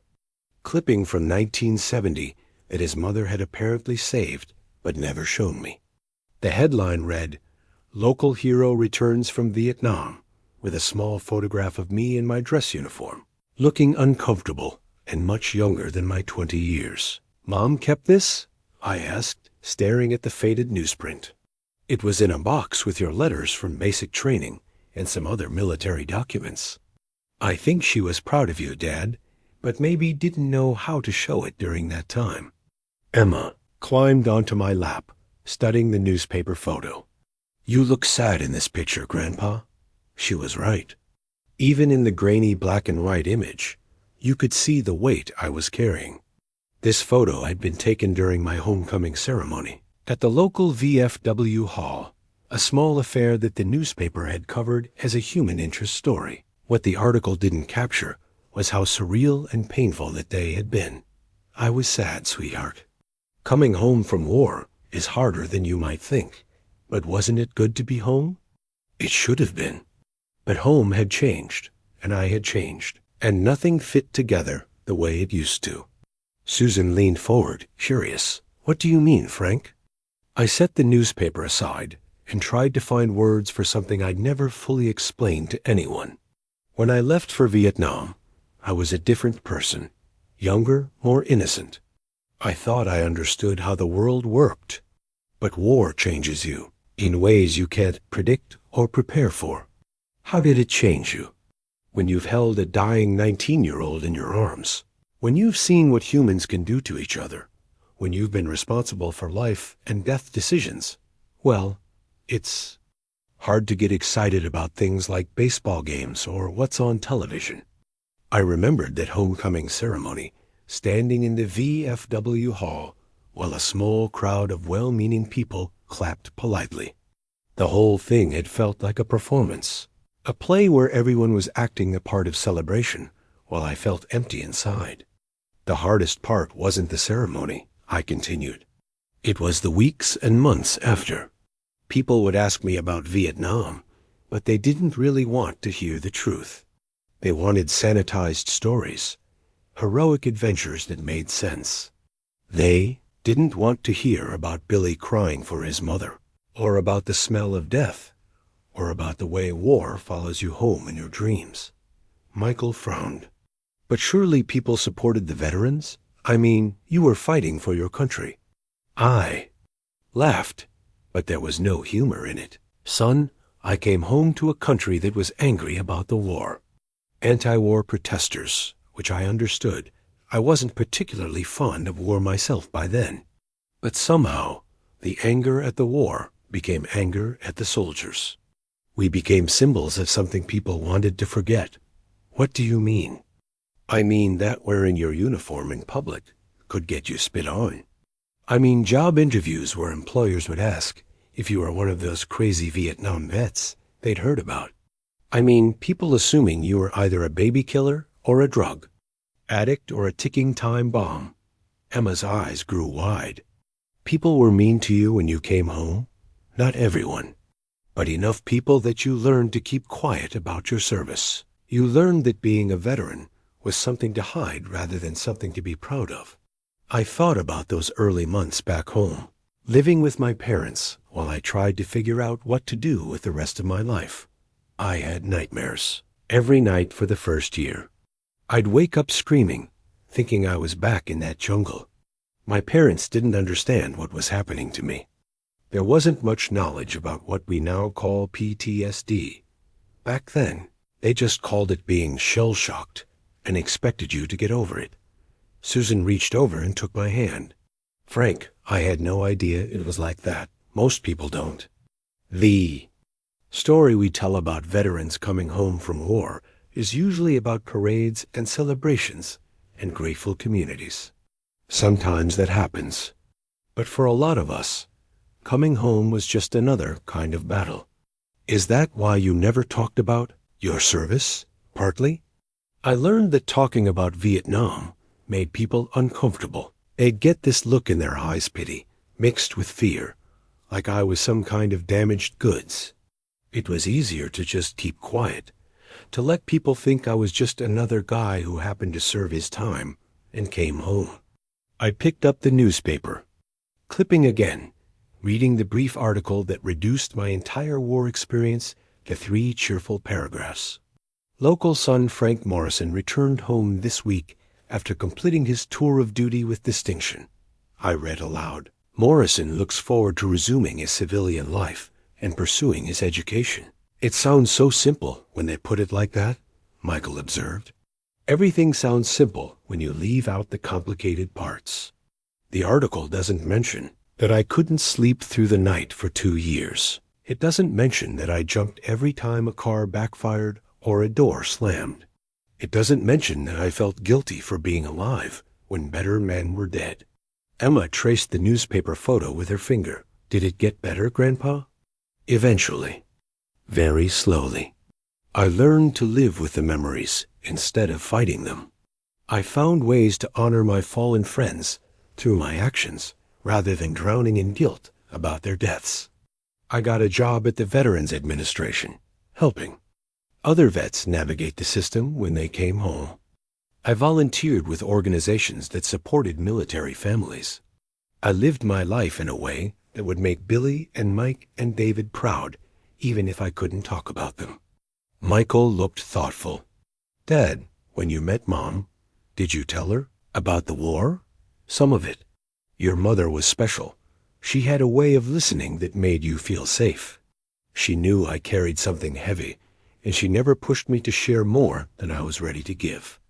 She understood that some wounds heal best in silence. But she knew about the medals? She knew about them, but we agreed they should stay private. By then, I'd learned to see them as symbols of failure rather than achievement. Your mother respected that, even if she didn't fully understand it. Susan squeezed my hand. She must have been proud of you, though. Saving those newspaper articles, keeping your letters. That sounds like a woman who was proud of her husband's service. Maybe she was, but she also understood the cost of that service. She saw the nightmares, the moments when I'd disappear into memories, the way certain sounds or smells could transport me back to that jungle. She knew that being married to a veteran meant carrying some of that weight herself. I thought about my late wife, how patient she'd been during the difficult early years of our marriage, how she'd learned to wake me gently from nightmares, how she'd create peaceful routines that helped ground me in the present. Your mother made it possible for me to have a normal life, I continued. She created a home where I could heal, where I could remember who I was before the war. She never made me feel broken or damaged. She just loved me, all of me, including the parts that were scarred. Emma looked up at me seriously. I wish I could have met Grandma. She would have loved you, sweetheart. She always said that children could see things adults missed. She would have understood why you were the one to find those medals. Because kids aren't afraid of sad stories? Because kids understand that people can be complicated. Adults want everything to fit into neat categories, hero or victim, strong or weak, proud or ashamed. But children know that people can be all of those things at the same time. Michael stood up and began pacing, a habit I recognized from his childhood when he was processing something difficult. Dad, I'm trying to understand how we got here. How we went from this, he gestured to the newspaper clipping, to 30 years of treating your service like it was something to be embarrassed about. Because I taught you to be embarrassed about it. Because I learned to be ashamed of the parts of my life that shaped me most. Because I wanted to protect you from the weight of what I'd experienced. So I hid it so well that even I started to believe it wasn't important. The afternoon sun was slanting through the windows now, casting long shadows across the room. In that golden light, surrounded by the evidence of my hidden past, I felt something I hadn't experienced in decades. The possibility of being fully known and fully accepted. But Emma changed all that, I said, pulling my granddaughter closer. Emma saw those medals and didn't see failure or shame or burden. She saw something beautiful that belonged to her grandfather. She saw something worth celebrating. And now we see it too, Susan said firmly. Now we understand what we've been blind to all these years. The question is, I said, looking at each of them, what do we do with this understanding? How do we move forward? Emma answered without hesitation. We tell the stories, Grandpa. We tell them so everyone knows that heroes are real, and that they live in regular houses and grow gardens and love their families. In the wisdom of that 8-year-old answer, I found the path forward. Not hiding the pain or the complexity, but sharing the full truth of what service means. Not seeking celebration, but offering understanding. Not demanding recognition, but accepting love. For the first time since that long-ago homecoming, I felt like I was truly home. The next revelation came by accident. Michael was helping me organize some paperwork when he found my VFW membership card, worn smooth from years in my wallet. "Dad, you belong to the VFW?" "For 30 years?" I said, not looking up from the tax documents we were sorting.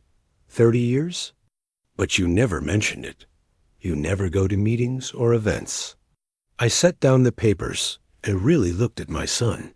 "How do you know I never go to meetings?" Michael paused, realizing he'd made an assumption. I just ... "I mean, you never talked about it." "Michael, there are a lot of things I do that I don't talk about." That weekend, Emma asked if she could come with me to run errands. What I didn't tell her was that one of my errands was my weekly visit to the VA hospital, where I'd been volunteering for 15 years. As we pulled into the parking lot, Emma looked around with curiosity. "What's this place, Grandpa?" "It's a hospital for veterans, soldiers who need medical care." "Are we visiting someone?" "In a way." I led Emma through the familiar corridors to the rehabilitation wing, where I spent 2 hours every Saturday reading to patients, playing cards with men who were learning to walk again, and listening to stories from wars I'd never fought in. Frank called out Walter Jenkins, a Korean war veteran who'd lost his leg to shrapnel in 1951. "You brought a visitor today." "Walter, this is my granddaughter, Emma." "Emma, this is my friend Walter." Emma stepped forward politely. "Nice to meet you, Mr. Walter." "Just Walter is fine, sweetheart. Your grandfather has been reading to me for 5 years now. Did you know he does voices for all the characters?" Emma's eyes widened as she looked at me. "You do voices?" Walter grinned. "He does this detective story where the villain sounds like a pirate and the hero sounds like John Wayne. It's quite a production." As we moved through the ward, I introduced Emma to more of my friends' men from Korea, Vietnam, the Gulf War, Iraq, Afghanistan. Each one greeted me with genuine warmth, and several mentioned things I'd done for them over the years, helping with paperwork, driving them to appointments, being a friend when they needed one. Mr. Frank helped me write letters to my kids when my hands were too shaky, said Tommy Rodriguez, a young Iraq veteran recovering from a traumatic brain injury. He spent hours teaching me to use the computer so I could email them. Emma watched these interactions with growing amazement. When we finally settled into the recreation room for my usual reading session, she whispered, "Grandpa, how long have you been coming here? 15 years or so? Why didn't you tell Mommy and Daddy?" Before I could answer, Walter spoke up. "Because your grandfather doesn't like to make a big deal about doing good things. He just does them." That afternoon, I read chapters from a Louis L'Amour Western to a group of 6 veterans. Doing Indeed performed different voices for each character. Emma sat beside me, mesmerized by this side of her grandfather she'd never seen. When I finished reading, the men thanked me as they always did, but their gratitude seemed to carry extra weight with Emma watching. On the drive home, Emma was unusually quiet. Finally, she said, "Grandpa, those men really love you." "I love them too. But Daddy doesn't know you do this." "Your daddy knows I go out on Saturdays. He just never asked where." "Why don't you tell him?" I thought about how to explain this to an 8-year-old. Because sometimes when you tell people about good things you do, it stops feeling like you're doing them for the right reasons. What are the right reasons? To help people, to give back, to honor the men who didn't come home by taking care of the ones who did. The next week, Michael insisted on driving me to my Saturday errands. His face went through a series of expressions as we pulled into the VA hospital parking lot. Surprise, confusion, and something that might have been pride. Dad, how long have you been volunteering here? A while. Define a while. 15 years. Michael sat in silence for a moment. 15 years. Every Saturday. Most Saturdays. And you never mentioned it. You never asked. We walked through the hospital together, and Michael witnessed the same warm greetings, the same obvious affection between the patients and myself. During the reading session, he watched me transform into an entertainer, bringing stories to life for men who had few other sources of joy in their lives. Afterward, as we were leaving, Dr. Patricia Kowalski, the head of the rehabilitation unit, stopped us in the hallway. Frank, I'm glad I caught you. I wanted to let you know that the hospital administration has approved that reading program expansion we discussed. Your work here has been so successful that they want to implement it in 3 other VA hospitals. Michael stared at me. Reading program expansion? Dr. Kowalski looked between us, sensing she'd revealed something I hadn't shared. Your father developed a therapeutic reading program that significantly improved patient morale and recovery times. It's become a model for other facilities. Dad created a program? Oh, yes. Frank identified the need for social interaction and mental stimulation among long-term patients, then designed a structured approach that combines entertainment with emotional support. It's been remarkable. Michael was quiet during the drive home. Finally, he said, Dad, I don't understand.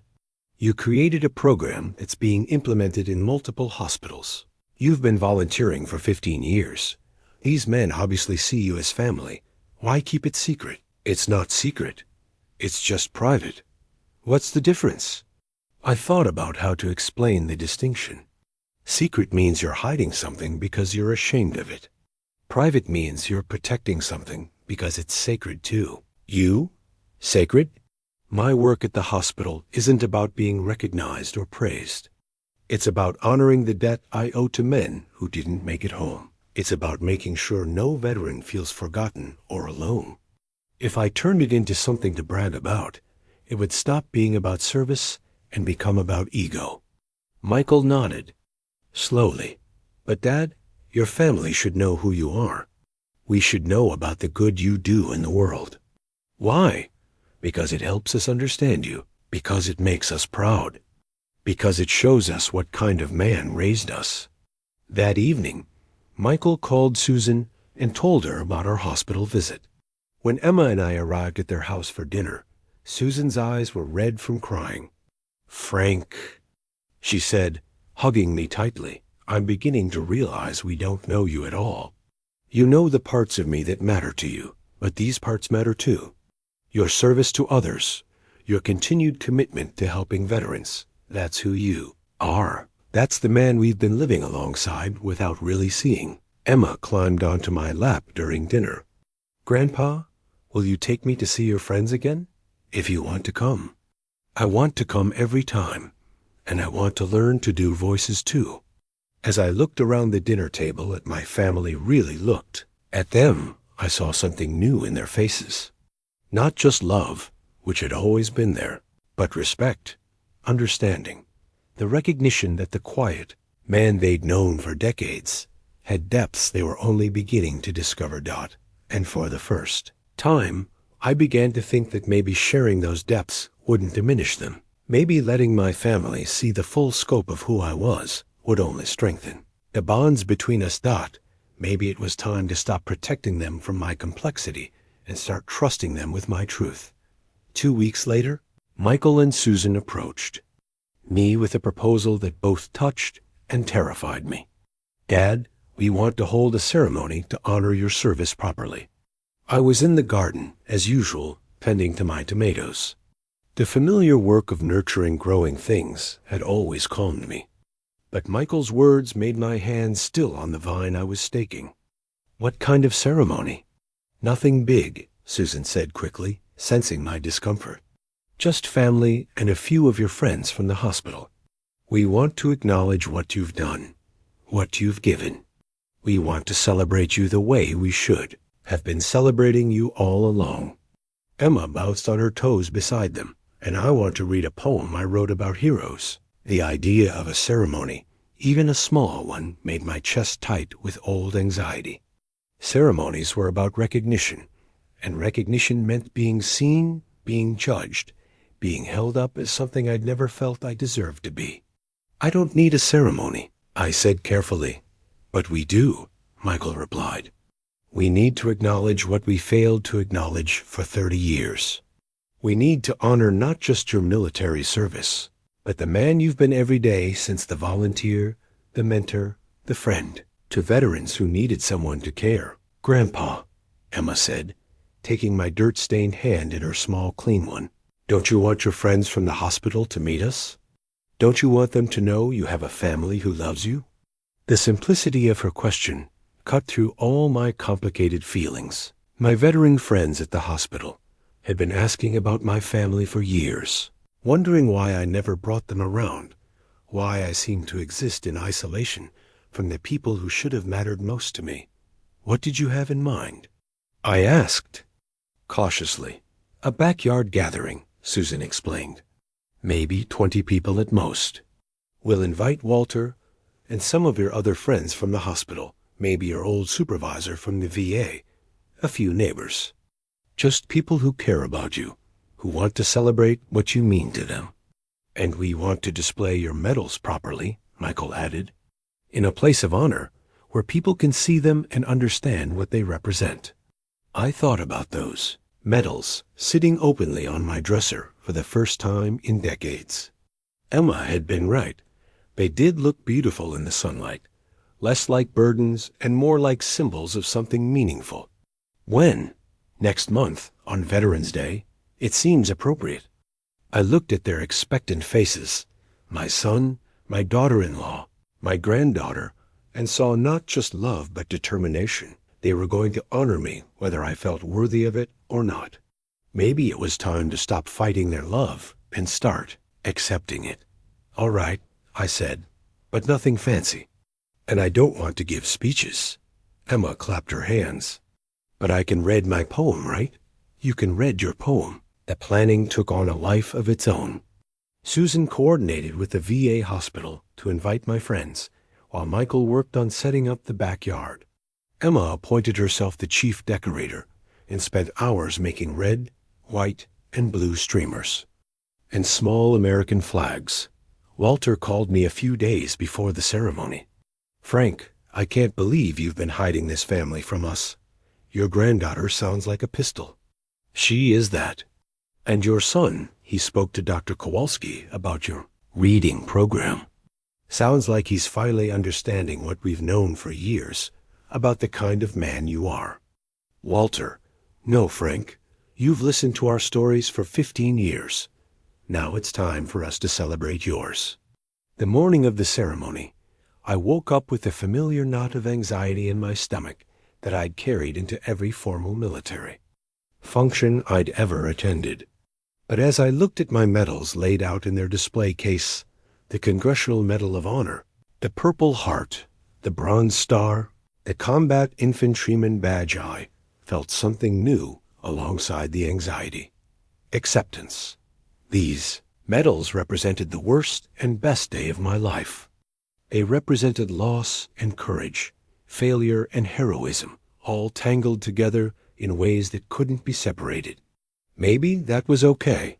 Maybe life was supposed to be complicated. Emma arrived early, dressed in her best dress with a small American flag pin that Susan had bought her. Are you nervous, Grandpa? A little. That's okay. Heroes get nervous too.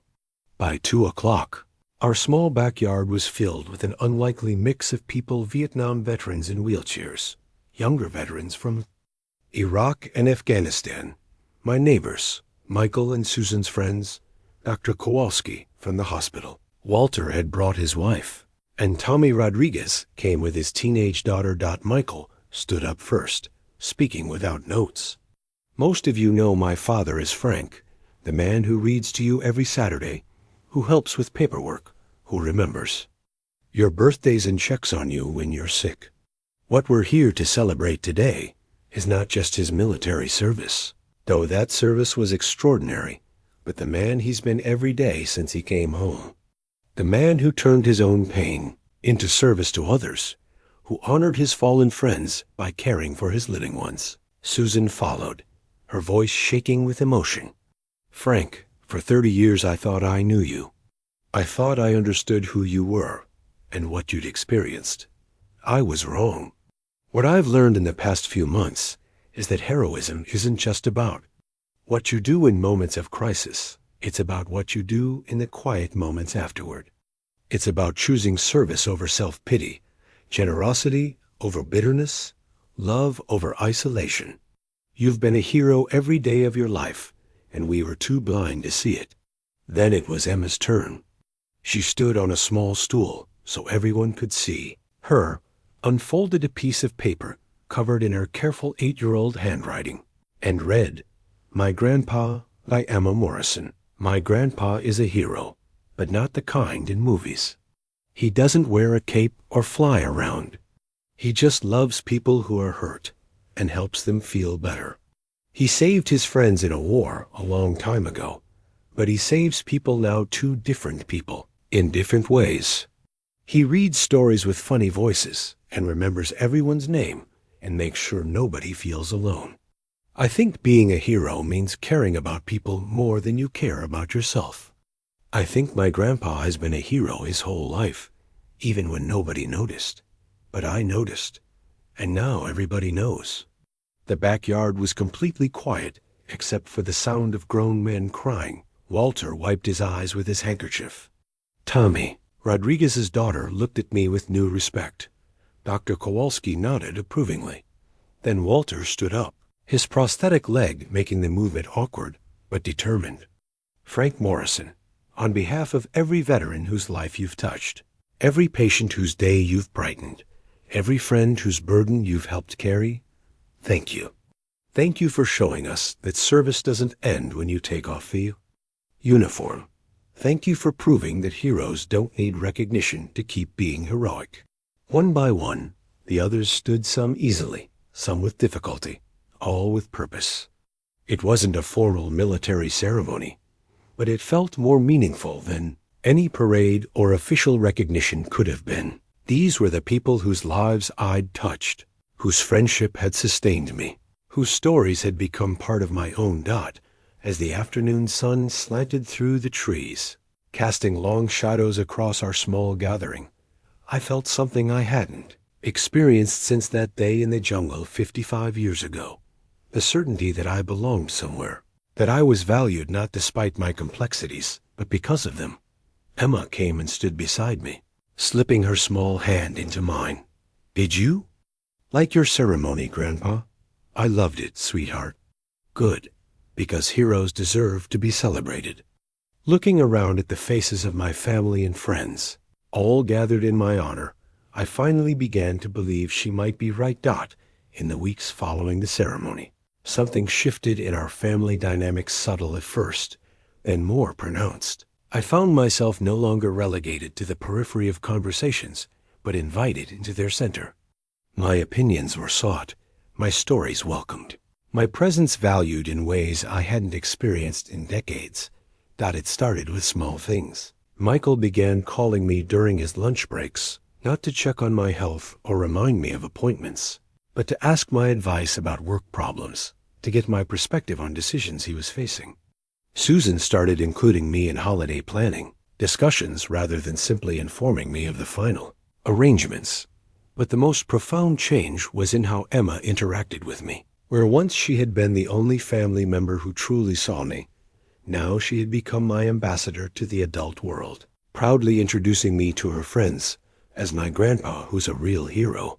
"Tell them about saving your friends," she would say, when her classmates came over, and I found myself sharing age-appropriate versions of my military service with 8-year-olds who listened with the kind of rapt attention I'd forgotten was possible.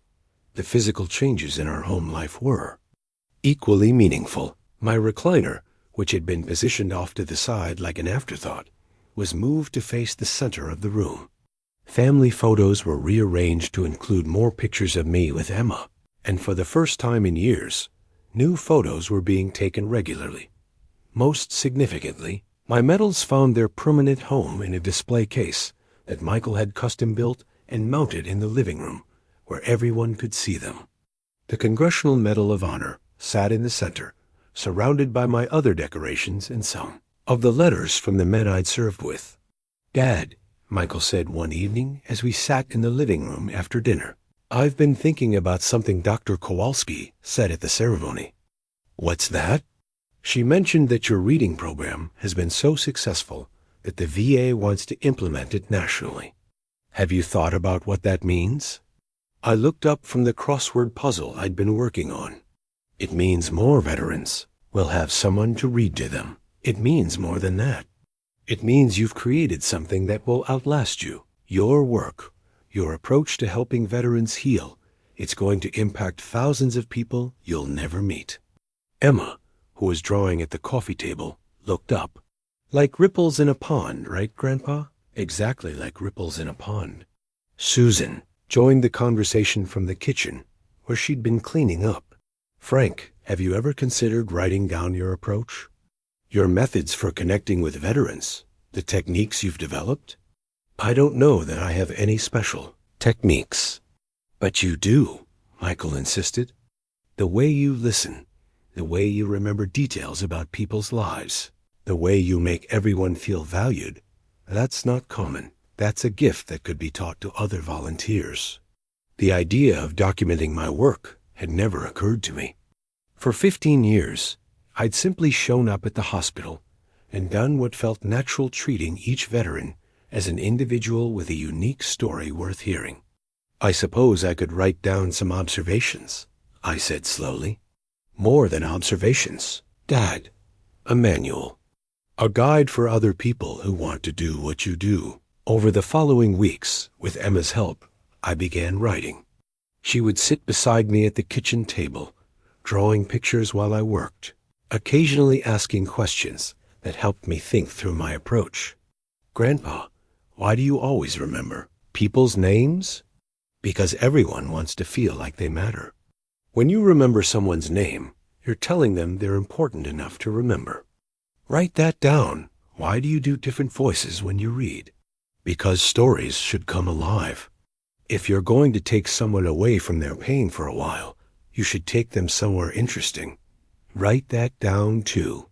A manual grew slowly, filled with practical advice about working with veterans, but also deeper insights about service, empathy, and the healing power of human connection.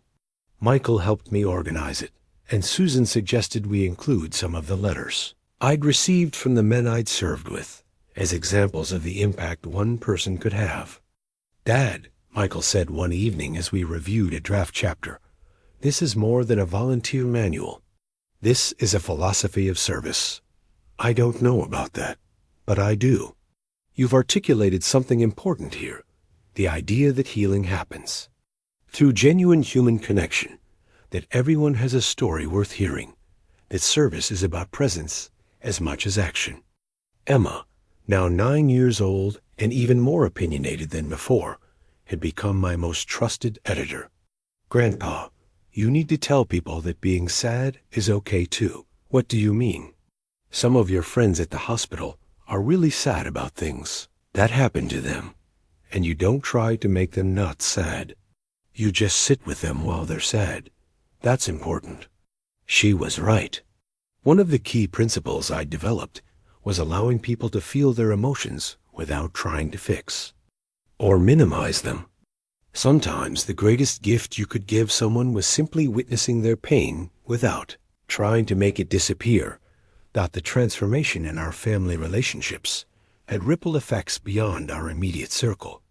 Emma's teacher called one day to say that Emma had given a presentation about her grandfather's military service that had moved the entire class to tears. She spoke about service and sacrifice in ways that were remarkable for a child her age, the teacher said. "She's clearly learned some important lessons about courage and compassion from you. My neighbors, too, began seeing me differently." Word. of the ceremony had spread, and people who had known me for decades as simply the quiet man who kept his lawn neat began stopping to chat, asking about my service, sharing their own family's military stories.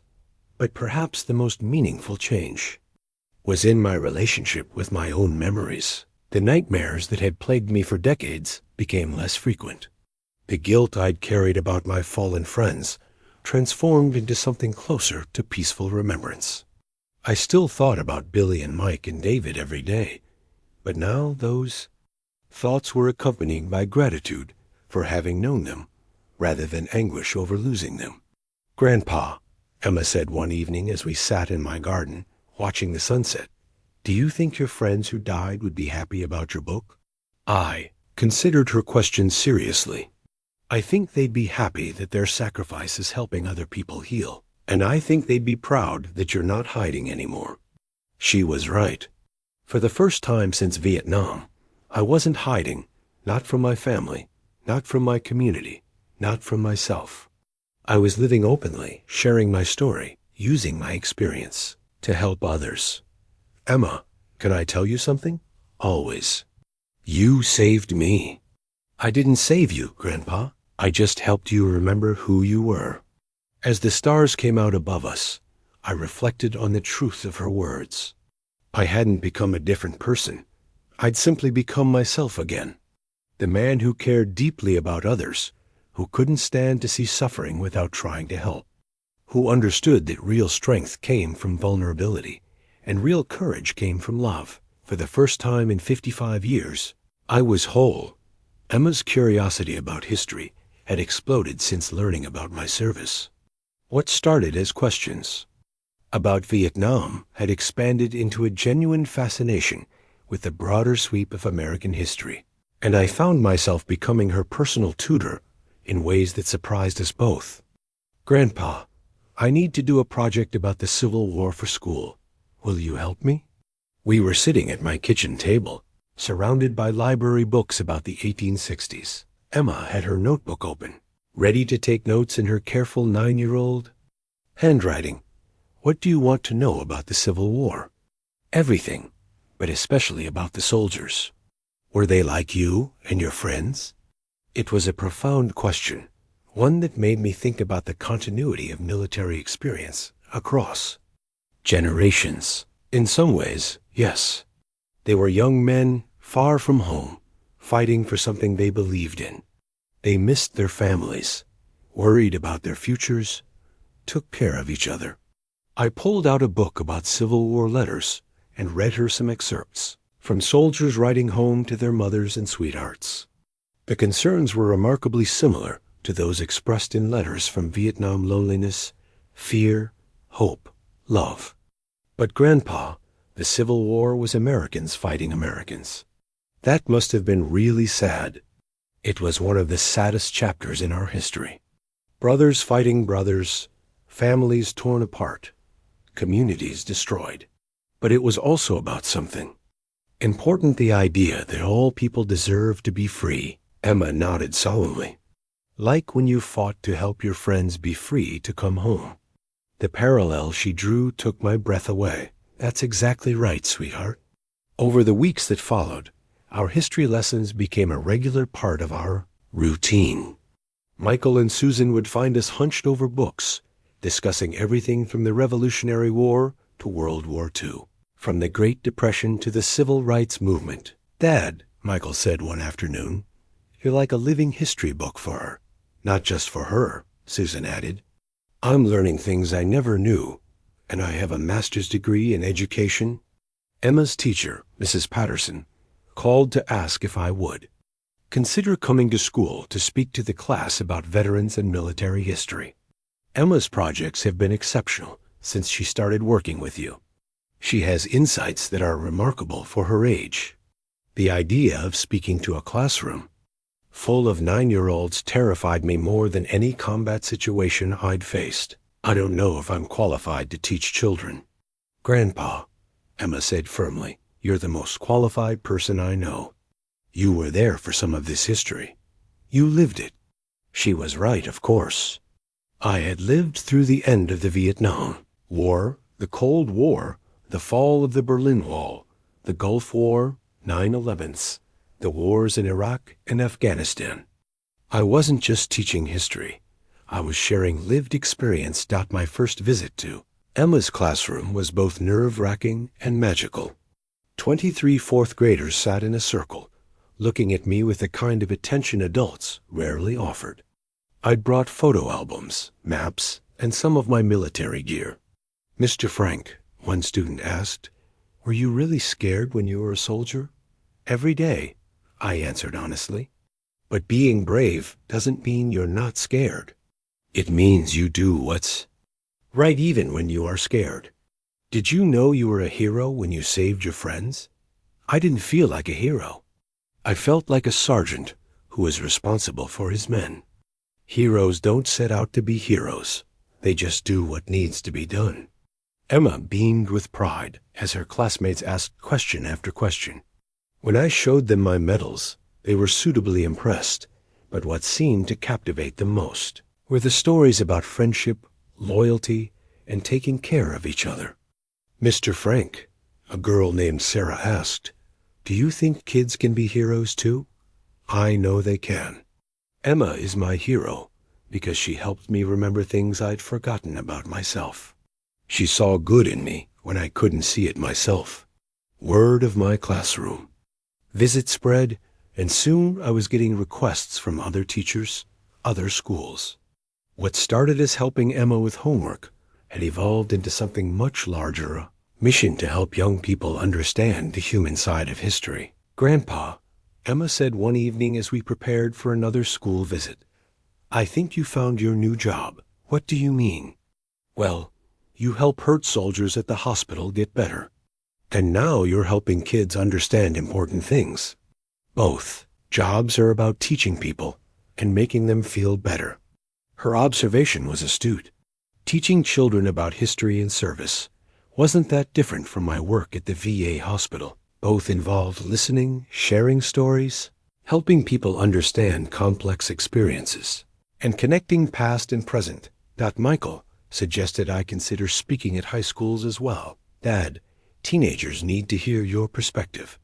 They need to understand what service means, what sacrifice looks like, how history connects to their own lives." The first high school presentation was more challenging than the elementary visits. Teenagers were less openly enthusiastic, more skeptical, harder to engage. But when I talked about the complexity of war, the moral ambiguity, the way good people could find themselves in impossible situations, they leaned in. "Mr. Morrison," one student asked, "do you think the Vietnam War was worth it?" It was a question I'd wrestled with for decades. "That's not for me to decide," I said finally. "What I know is that the men I served with were worth it. Their lives mattered. Their service mattered. The friendships we formed, the ways we took care of each other, that was worth everything." But people protested against the war. They said soldiers were wrong to fight. People have the right to protest. That's part of what we were fighting to protect. But protesting a war and supporting the people who fight it aren't mutually exclusive. You can disagree with a conflict while still respecting the courage of those who serve. Emma, who had convinced her parents to let her attend this presentation, raised her hand. "Grandpa, tell them about the ripples." I smiled at her. "My granddaughter taught me that when you save someone's life, you're not just saving that one person. You're saving all the people they'll help, all the children they'll have, all the good they'll do in the world. It's like ripples in a pond one. Action creates waves that go on forever." After the presentation, several students stayed to ask more questions. One young man, whose older brother was deployed in Afghanistan, wanted to know how to write letters that would matter. A young woman considering military service asked about leadership and responsibility.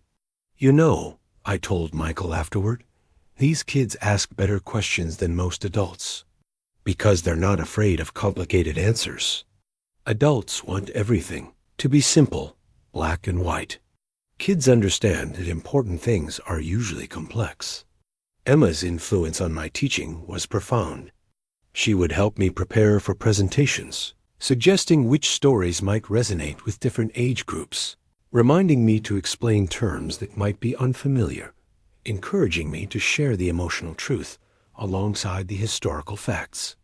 Grandpa, when you talk to the high school kids, tell them about how you were scared, but did it anyway. They think brave people are never scared, but that's not true. You're right. Real courage is being terrified and acting anyway. And tell them about how you still think about your friends every day. They need to know that caring about people never stops. Through Emma's eyes, I began to see my own story differently.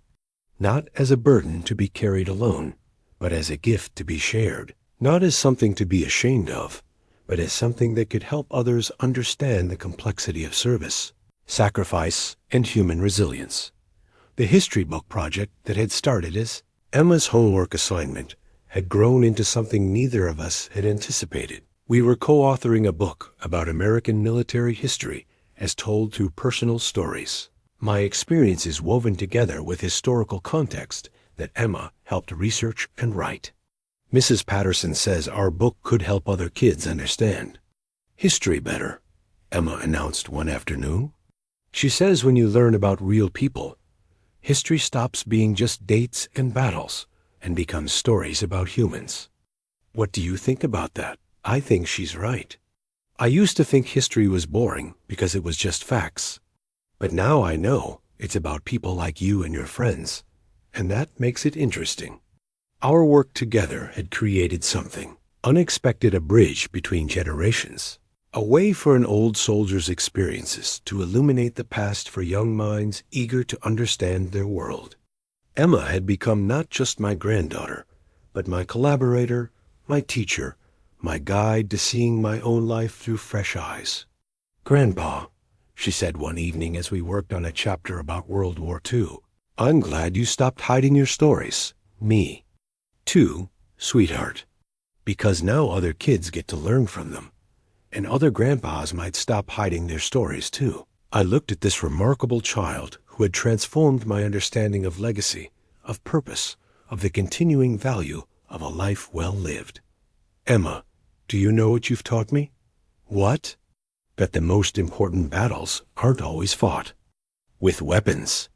Sometimes they're fought with stories, with truth, with the courage to be seen and known. She grinned. I learned that from you, Grandpa, and I learned it from you. As we sat together in the evening light, surrounded by books and papers and the evidence of our shared mission to keep history alive, I realized that Emma had given me something I'd lost in that jungle 55 years ago. A sense of purpose that extended beyond survival, beyond guilt, beyond the weight of the past. She had helped me discover that my story wasn't finished. It was just entering a new chapter. The changes in our family had been gradual but profound, like watching a garden grow imperceptible day by day, but transformative over time. What I hadn't expected was how much healing my own openness would bring, not just to me, but to everyone around us. It started with Michael. One evening, about 6 months after Emma's discovery, he sat down beside me in the living room with a look I recognized from his childhood, the expression he wore when wrestling with something important. Dad, I need to tell you something. What's on your mind, son? I've been seeing a therapist. I set down my book, giving him my full attention. Is everything all right? That's just it. I think everything might be all right for the first time in years. But I needed help understanding some things about myself, about our family, about the way I was raised. Michael leaned forward, his hands clasped together. Learning about your service, seeing who you really are, it made me realize I'd been carrying some anger I didn't even know was there. Anger at me? Not at you. At myself. At the way I failed to see you, failed to ask the right questions, failed to be the son you deserved. He paused, but also anger at the way I was raised to avoid difficult conversations, to keep things surface level, to never dig too deep into anyone's pain. I felt a pang of recognition. Michael, I taught you those things. I modeled that behavior. Maybe, But Dr. Rodriguez, my therapist, helped me understand that patterns can be broken, that it's never too late to learn how to have real relationships with the people you love. He looked at me directly. Dad, I want to have a real relationship with you, not just the polite, surface-level checking in we've done for 30 years. I want to know who you are, what you think about, what you worry about, what brings you joy. The conversation that followed lasted 3 hours. Michael asked me questions no one had ever asked about my childhood, my dreams before the war, my fears as a young father, my regrets, my hopes for the future. In return, he shared things about his own life that I'd never known, his struggles with self-doubt, his fears about parenting Emma, his career frustrations, his love for Susan, and the work it took to maintain their marriage. You know what's funny? Michael said as we finally wound down. I spent 30 years thinking you were closed off and uncommunicative. Turns out you were just waiting for someone to ask the right questions. Susan had been on her own journey of discovery. She'd started volunteering at the VA hospital, inspired by my work there, but carving out her own role in the women's support group for military spouses and families. Frank, she said one day, I need to apologize for something I'm not sure I've ever acknowledged. What's that? I think I resented your service for a long time. Not consciously, but somewhere deep down. I resented that you'd had this enormous, life-defining experience that I couldn't share or fully understand. I resented that it sometimes felt like you were more connected to men you'd served with decades ago than you were to your own family. She wiped her eyes. But working with these military families has helped me understand something important. Your service wasn't something that happened to you and ended. It's part of who you are, and instead of being threatened by that, I should have been honored to share my life with someone who'd given so much. The most remarkable transformation, though, was in Emma herself. Our work together had awakened something. In her, a sense of purpose and understanding that seemed far beyond her years. Grandpa, she said one afternoon as we worked in the garden, I know what I want to be when I grow up. What's that, sweetheart?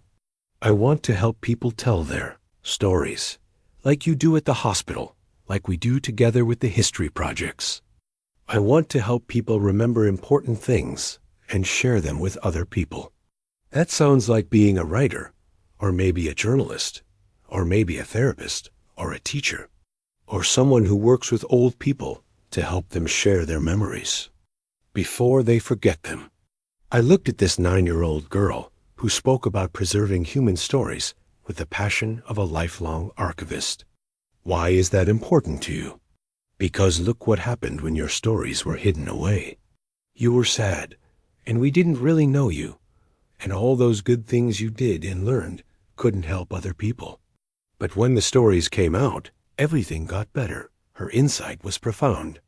Stories weren't just entertainment or even education, they were medicine. They were the way humans connected across time and experience, the way wisdom got passed down, the way isolation transformed into community. Emma, I think you're going to be very good at whatever you choose to do. I learned from the best teacher. The ripple effects of our family's transformation extended beyond our immediate circle. Michael and Susan's friends began asking me to share my experiences at their gatherings. Neighbors who'd known me for years but never really talked to me started stopping by for conversations that went deeper than weather and sports, that the volunteer manual I'd written with Emma's help was being implemented at VA hospitals across the country, and I'd been invited to speak at several national conferences about veteran care and community healing. But perhaps the most meaningful change was in how we spent time together as a family. Instead of the stilted, obligatory gatherings of the past, our dinners had become storytelling sessions. Emma would ask questions that prompted both Michael and Susan to share their own memories, dreams, and experiences. I found myself learning things about my son and daughter-in-law that I'd never known, seeing them as full human beings rather than just family members fulfilling expected roles. You know what I love about our dinners now? Emma said one evening as we cleared the table, everyone gets to be interesting. What do you mean? Before, grown-ups would just talk about boring stuff like work and bills and schedules. But now, everyone tells stories about real things, feelings, and adventures, and mistakes, and dreams. It's like everyone became more fun. That night, as I sat in my recliner reading while Emma drew pictures nearby, and Michael and Susan cleaned up the kitchen, I felt something I hadn't experienced since before Vietnam. Complete peace. Not the absence of pain or memory or challenge, but the presence of acceptance, love, and purpose. The nightmares had finally stopped completely. The guilt I'd carried about my fallen friends had transformed into gratitude for having known them, and determination to honor their memory through service to others. The shame I'd felt about needing recognition had been replaced by understanding that sharing my story wasn't about seeking praise, it was about offering hope. Grandpa, Emma said, looking up from her drawing, are you happy? The question caught me off guard. Yes, sweetheart, I think I am. Good, because happy looks good on you. As I watched her return to her artwork, a drawing of our family gathered around the dinner table, with my medals displayed prominently in the background, I realized that healing hadn't meant forgetting the past or minimizing its impact. It had meant integrating all the pieces of my life into a coherent whole, accepting both the darkness and the light as parts of a story worth telling. Emma had given me the greatest gift imaginable. She had helped me become whole again, and in return, I had the privilege of watching her grow into someone who understood that every person carries stories worth hearing, and that sometimes the most important thing you can do is simply listen and love and remind someone that life has meaning. For the first time in 55 years, I was no longer haunted by the past. I was inspired by the future. Emma's most ambitious project yet came in the spring of her 4th grade year.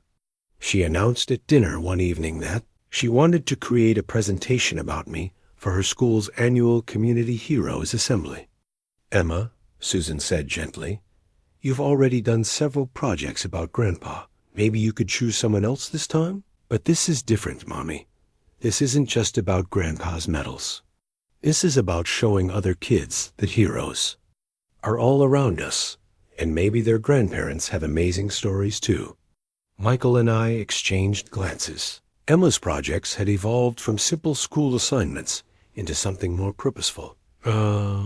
Mission to educate her peers about the hidden depths of the adults in their lives. What did you have in mind? I asked. A presentation that shows how you're a hero in 3 different ways. A war hero, a hospital hero, and a family hero. And then I want to challenge other kids to find the heroes in their own families. The scope of her vision both impressed and intimidated me. Sweetheart, that sounds like a big project. All the best projects are big, Grandpa. You taught me that. Over the next 2 weeks, Emma threw herself into preparation with an intensity that amazed us all. She interviewed me extensively, but also reached out to my friends at the VA hospital, spoke with Dr. Kowalski about my volunteer work, and even convinced Michael and Susan to share their perspectives on how our family had changed. Emma called. Yesterday, Walter reported during my next hospital visit. That granddaughter of yours asked me some pretty sophisticated questions about leadership and service. What kind of questions? She wanted to know how you made us feel heard, how you remembered details about our families, how you helped us see ourselves as more than just our injuries or illnesses. She's writing about your methodology, she called it.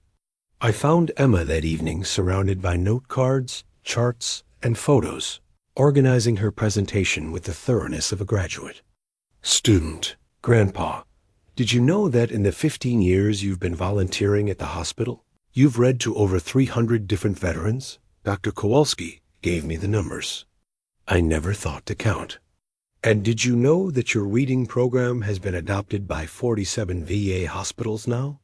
Your work is helping thousands of people you've never even met. The scale of the impact surprised me. I'd always thought of my hospital work as small, personal, local. I hadn't considered the ripple effects of the program I'd developed.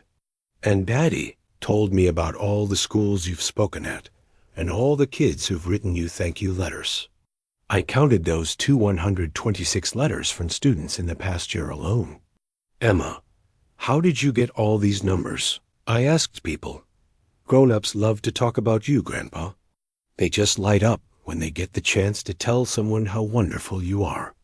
The day of the assembly, I sat in the auditorium, surrounded by hundreds of students, parents, and teachers. Emma had insisted that Michael, Susan, and I sit in the front row, along with Walter and several other veterans from the hospital who had come to support her. My name is Emma Morrison, she began, standing confidently at the podium, and I want to tell you about my grandfather, Frank Morrison. But this isn't just a story about one person. It's a story about how heroes are all around us, hiding in plain sight. She had prepared a multimedia presentation with photos, videos, and interviews. She showed pictures of me in Vietnam, but also pictures of me reading to patients at the hospital, pictures of our family before and after my story became known, pictures of my medals and the letters from the men I'd served with. My grandfather saved 8 men's lives in Vietnam, she continued, but that's not what makes him my hero. What makes him my hero is what he did next. He came home and spent 55 years taking care of other veterans, helping kids learn about history, and showing his family that strength comes from caring about other people more than you care about yourself. She interviewed Walter via video call, and he talked about how my weekly visits had kept him going through his darkest periods. She had footage of me reading to patients, using different voices for characters, making grown men laugh like children. But the most important thing my grandfather taught me, Emma said, building to her conclusion, is that being a hero isn't about being perfect or fearless. It's about choosing to help people, even when you're scared, even when you're sad, even when you think nobody will notice. She paused and looked directly at the audience. How many of you have grandparents or older relatives who never talk about their past? How many of you have adults in your life who seem quiet or ordinary, but maybe they have amazing stories they've never shared? Hands went up throughout the auditorium. I challenge you to ask them. Ask them about their childhood, their adventures, their dreams, their proudest moments. Ask them about the people who influenced them, the places they've been, the things they've learned. Because I promise you, every single adult in your life has stories that will surprise you. When she finished, the auditorium erupted in applause. But what happened next was even more meaningful. Students began approaching me, wanting to shake my hand, to ask questions, to tell me about their own family members who had served in the military. Mr. Morrison, one 5th grader, said, "My great-grandfather was in World War II, but he never talks about it. Do you think he would talk to me if I asked the right questions? I think he's probably been waiting his whole life for someone to ask." Over the following weeks, Emma received letters from students who had taken her challenge to heart. They wrote about discovering that their quiet grandmother had been a nurse in Korea, that their shy uncle had been a firefighter who'd saved dozens of lives, that their ordinary-seeming neighbor had been the first person in his family to graduate from college.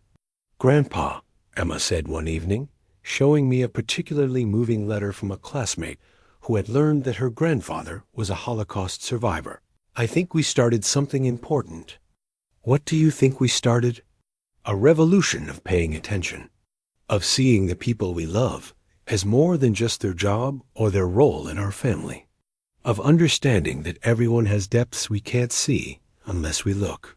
Mrs. Patterson called to tell us that Emma's presentation had inspired the school to create an ongoing project called Hidden Heroes, where students would research and present stories about remarkable people in their communities. "Emma has started something here that goes far beyond a school project," she said. "She's teaching children to value the wisdom and experience of their elders, to see heroism in everyday actions, to understand that history is personal and immediate.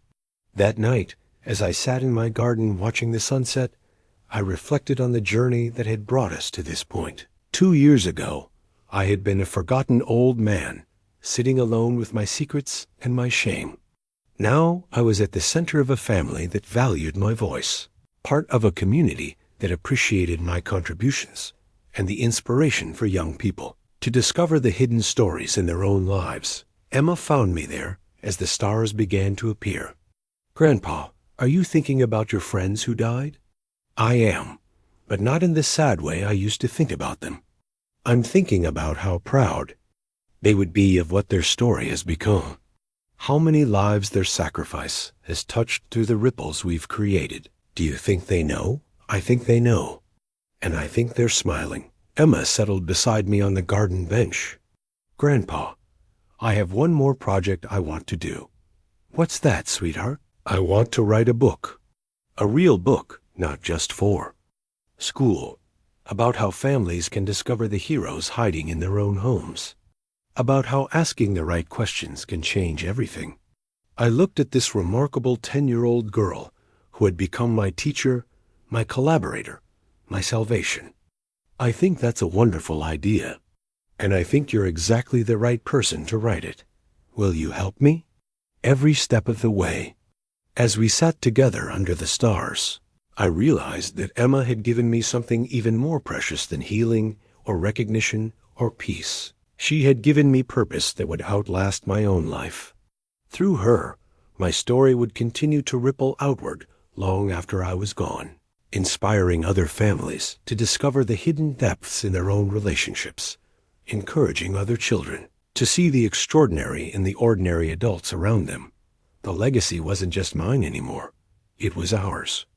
And it was just beginning. 1 year later, on a crisp autumn morning, I stood in my living room looking at the newest addition to our RAR home, a custom-built display case that Michael had designed and installed.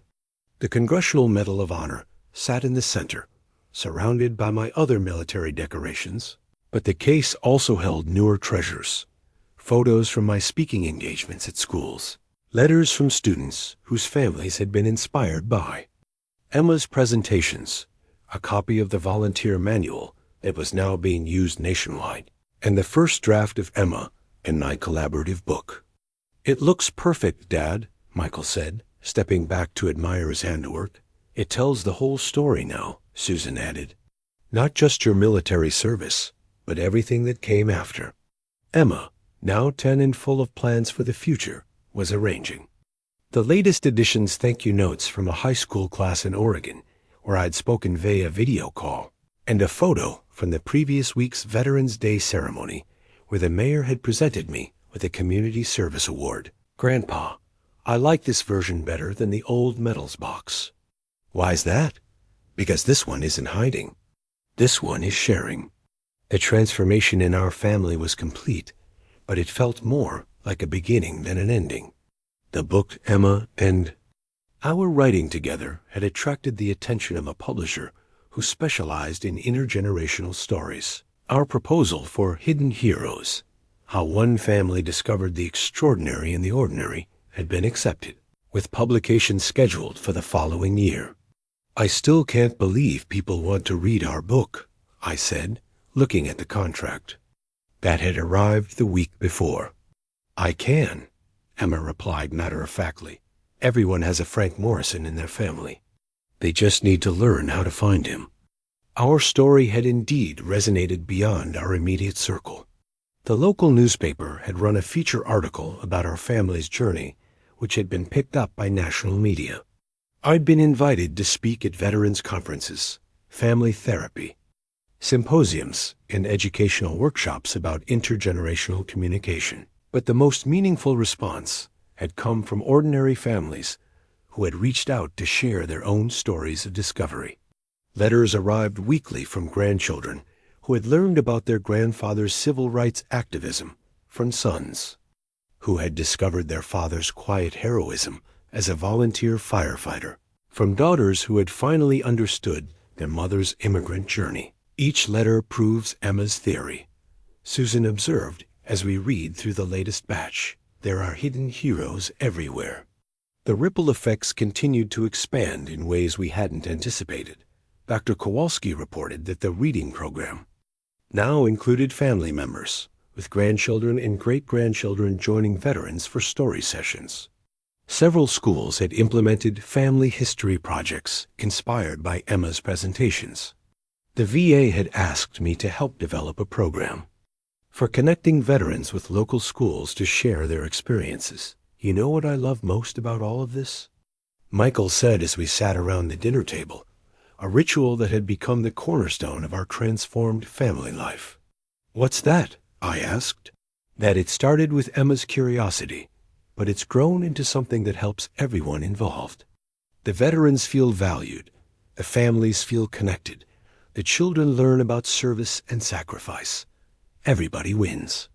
Emma had indeed become the catalyst for something larger than any of us had imagined.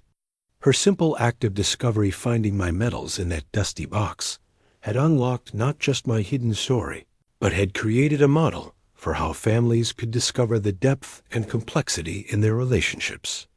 I've been thinking about something, Emma announced, setting down her fork. I want to start a club at school. What kind of club? Susan asked. A Family Heroes Club, where kids can share the amazing stories they discover about their relatives and help other kids learn how to ask the right questions. That's a wonderful idea, I said. What would you do in this club? We'd interview our family members and create presentations about them. We'd teach younger kids how to talk to their grandparents and great-grandparents before it's too late.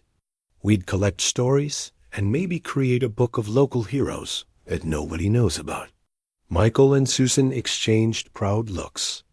Their daughter had inherited more than just my storytelling ability. She had developed a sense of mission about preserving and sharing human stories.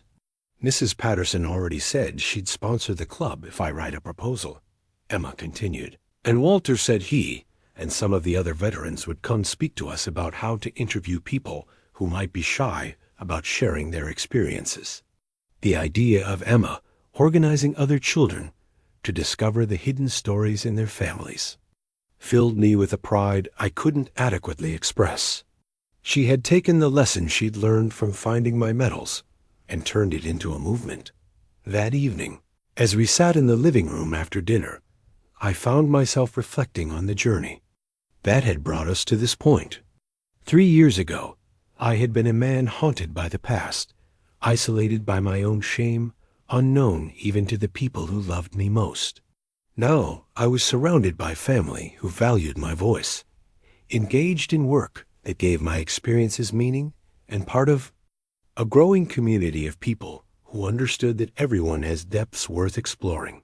Grandpa, Emma said, settling onto my lap as she had done countless times over the past 3 years, do you ever miss the old way? When your medals were hidden and nobody knew your stories? No, sweetheart, I don't miss that at all. Why not? Wasn't it easier when you didn't have to talk about sad things? Maybe it was easier, but it wasn't better. Hiding those stories meant hiding who I really was. It meant being lonely, even when I was surrounded by people who loved me. And now? Now, I feel like I belong in my own life. Emma nodded seriously.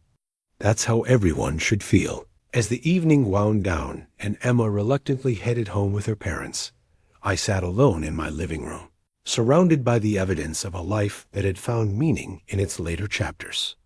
The medals in their display case caught the lamplight, no longer symbols of shame, but reminders of service that continued to ripple outward through time. I thought about Billy Henderson, Mike Kowalski, and David Park, the friends whose deaths had haunted me for so many years.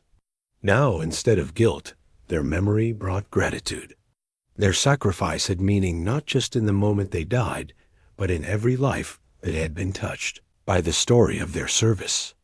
Emma's projects had ensured that their names and their courage would be remembered by children who had never heard of Vietnam, but understood the importance of friendship and sacrifice. The phone rang, interrupting my reverie. It was Walter. Frank, I wanted to let you know my grandson is coming to visit next week, and he's asked specifically to meet you and Emma. Says he wants to learn how to discover stories in his own family. Of course, Emma will be delighted. You know what you've done, don't you? You and that granddaughter of yours? What's that? You've given us all permission to be proud of who we are, to share our stories instead of hiding them, to believe that our experiences matter. After hanging up, I walked over to the display case and picked up the Congressional Medal of Honor for the first time since receiving it 55 years ago. Holding it brought only peace. The weight I felt now wasn't the burden of survival guilt, but the responsibility of stewardship, ensuring that the story it represented continued to inspire and educate and heal. Emma had given me the greatest gift imaginable. She had helped me understand that my story wasn't a burden to be carried alone, but a gift to be shared. That my pain could become purpose, my shame could become strength, my isolation could become connection. As I returned the medal to its place of honor, I smiled at the thought of all the stories yet to be discovered, all the families yet to be transformed by the simple act of asking questions and really listening to the answers. Emma had started something that would outlast us all, a revolution of paying attention, of seeing the extraordinary in the ordinary, of understanding that every person carries within them stories worth telling. The old Frank Morrison, the man who had hidden his heroism in a dusty box, was gone. In his place was someone I was proud to be: a grandfather, a storyteller, a keeper of memories, a man whose life had found its true purpose in its 7th decade. The medals would remain on display, but more importantly, the stories would continue to be told.